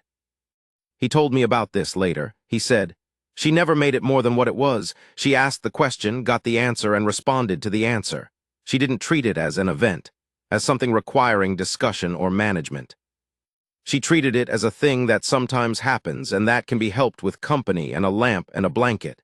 And she was correct." "She's often correct," I said. "Yes," he said, with the quiet, settled pride I always heard in his voice when he said it. There was a morning in February of the 2nd year when she came to breakfast looking as if she'd been awake for most of the night, and he looked at her across the table and said, "The letters from the school committee." It was not a question. She had been worrying about a funding problem with the school committee for 3 weeks, quietly, in the way she worried about things without announcement, but visibly to someone paying attention. "The chairman is going to withdraw his contribution," she said. "Without it, we lose the 2 youngest teachers." "Who else on the committee can increase their contribution?" he said. "I've asked, no one can this quarter." "Then I'll make up the difference until the next quarter," he said, "and you can approach the new members' wives for the summer drive. Lady Harcastle has expressed interest. Write to her." She looked at him across the table. "That's rather a lot of money," she said. "It's not as much as losing the teachers would cost in the long run," he said. "Write to Lady Harcastle." She wrote to Lady Harcastle. The summer drive was a success. The chairman, shamed by the general enthusiasm, restored his contribution and increased it. The 2 teachers remained. Neither of them, to my knowledge, ever mentioned this sequence of events again, because it had happened and been resolved, and there was no point in dwelling on what had been solved. That is how they talk to each other. That is what I mean by the quality of it. I have one more thing to say before I return to the dinner and the toast, and the conclusion I have already given. There was an evening in the summer of the 2nd year when I was at Caldenvere, and we were on the terrace after supper, the 3 of us, in the warm July evening with the garden going dark and the fireflies beginning in the long grass at the garden's edge. She had a glass of wine. He had his port.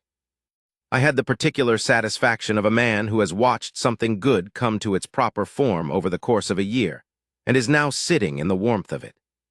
She said, at one point, not to anyone in particular, to the garden and the evening, "I read somewhere that the best marriages are ones in which both people feel that they got more than they deserved." He was quiet for a moment. "I got more than I deserved," he said. "So did I," she said. "Then we've both been fortunate," I said.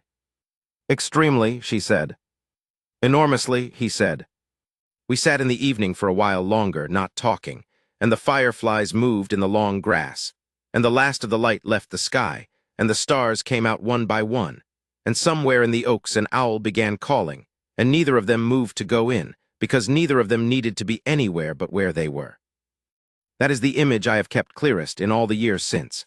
Not the dinner with the toast, not the kitchen corridor with the menus list, not the terrace in April when they said it first, though all of those are clear, all of those I can still see. But that summer evening, the 3 of us on the terrace, the fireflies, the stars coming in, both of them having said that they got more than they deserved, and both of them being right. I got more than I deserved too, in the matter of being allowed to watch them. I have never not known it. That is the whole of the account. I have nothing more to add. There is something I haven't said about Alaric and the question of the war, which I want to say now, because it belongs here.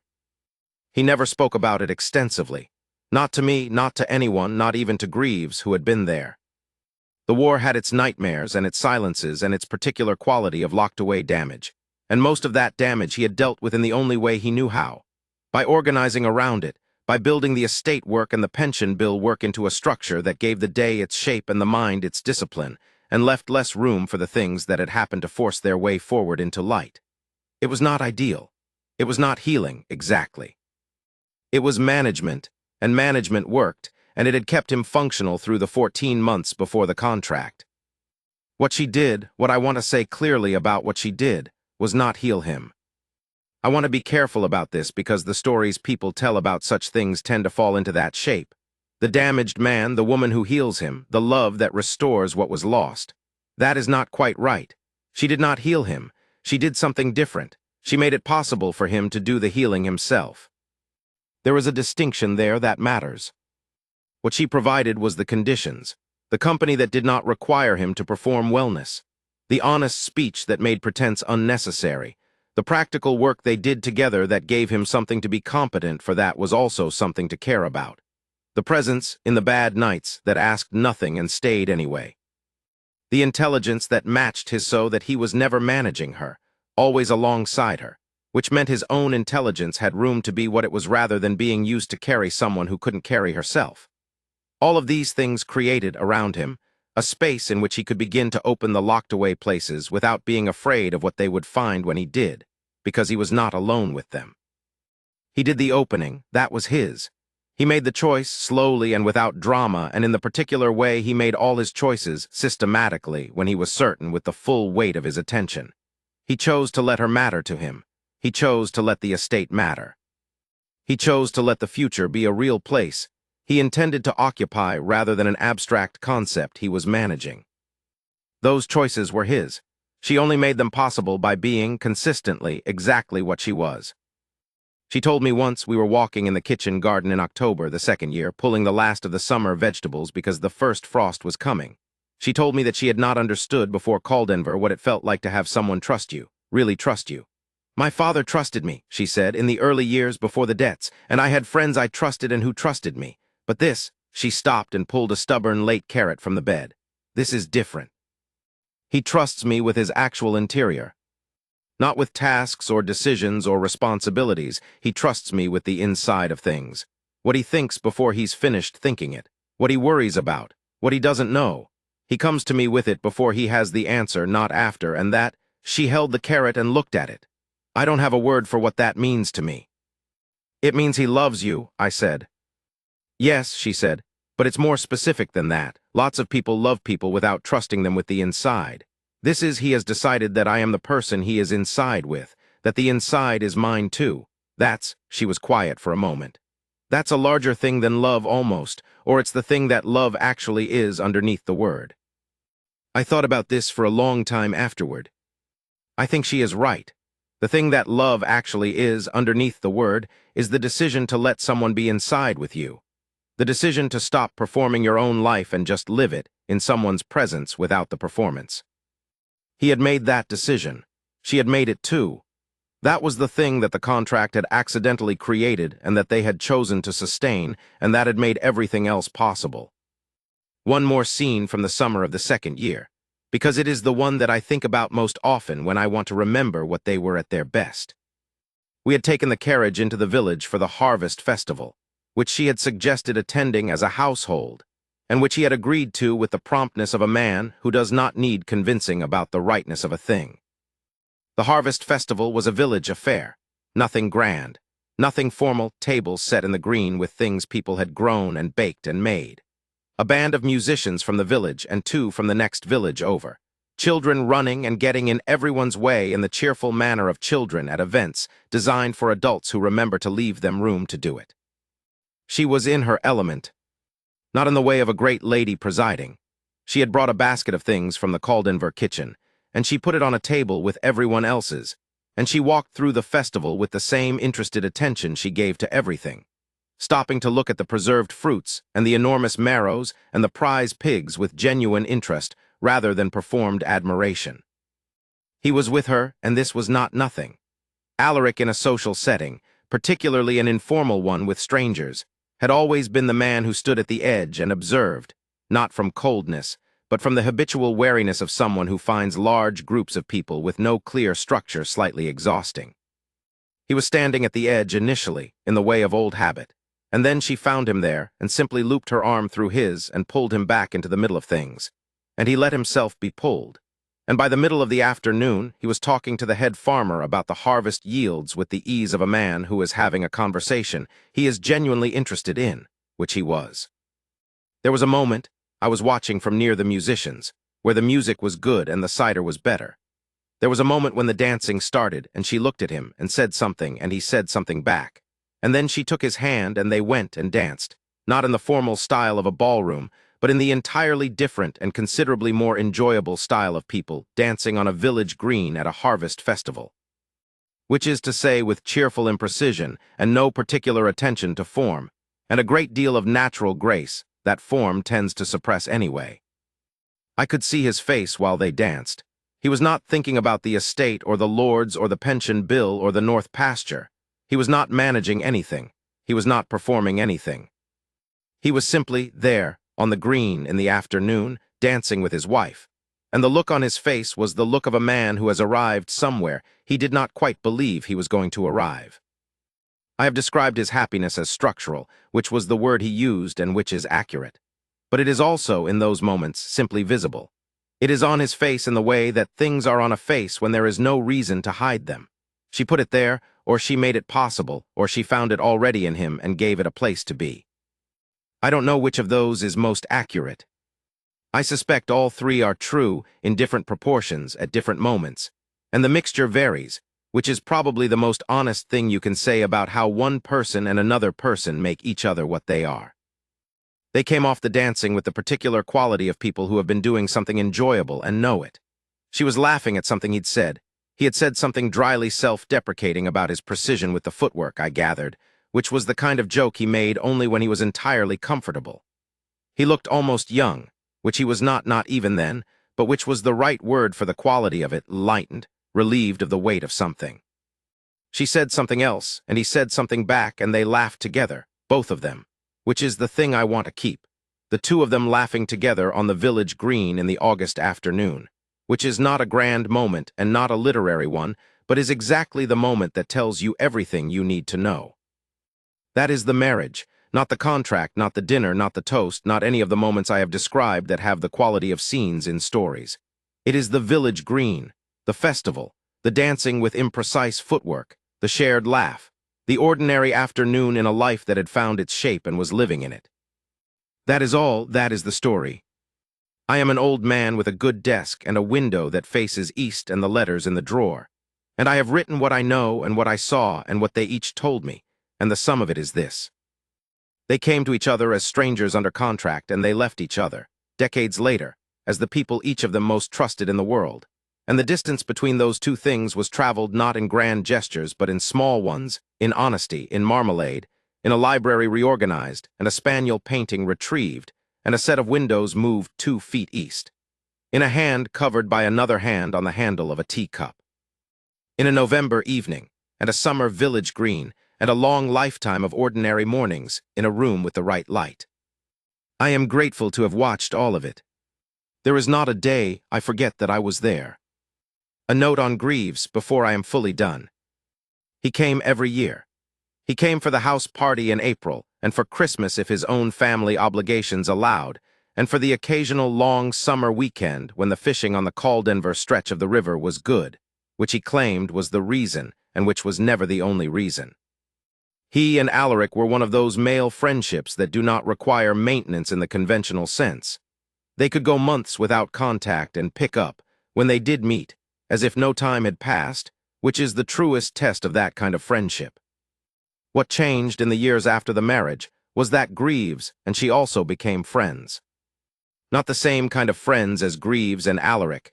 They were too different for that, and she was not a person who needed a great deal of friends when she had the right ones, but real ones. The kind of friends who correspond when apart and who, in the same room, have conversations that go somewhere. He told me once, Greaves, in the second year, that he had been afraid. Before the contract, he said, in that year after the war, I was afraid we were going to lose him to himself. That the closing was going to complete, and nothing was going to be able to get back in. He said this looking at the garden, where they were walking, he and Alaric and she, in the distance. And his voice had the quality of a man who is reporting a fear that has been resolved and is still in the process of believing the resolution. She got back in, I said. She didn't push, he said. That's the thing, she didn't force any of it. She just made herself available to whatever he was able to give, and because she didn't push, he could go at his own pace, and because he could go at his own pace, he kept going. He paused. She had better tactical patience than anyone I served with. I looked at her in the garden. She was examining something in the rose bed, and saying something to Alaric that made him lean in to look at whatever she was looking at. The two of them studying a rose in the October garden, with the shared attention of two people who have been looking at things together long enough to look at them in the same way. Yes, I said, she does. I told her so, he said. She laughed. She said tactical patience was just what you had when the alternative was giving up, and giving up seemed like an awful waste of effort. That is very like her. That is exactly like her. I have nothing more to add. I have said the whole of it, and what I haven't said can be inferred from the parts I have.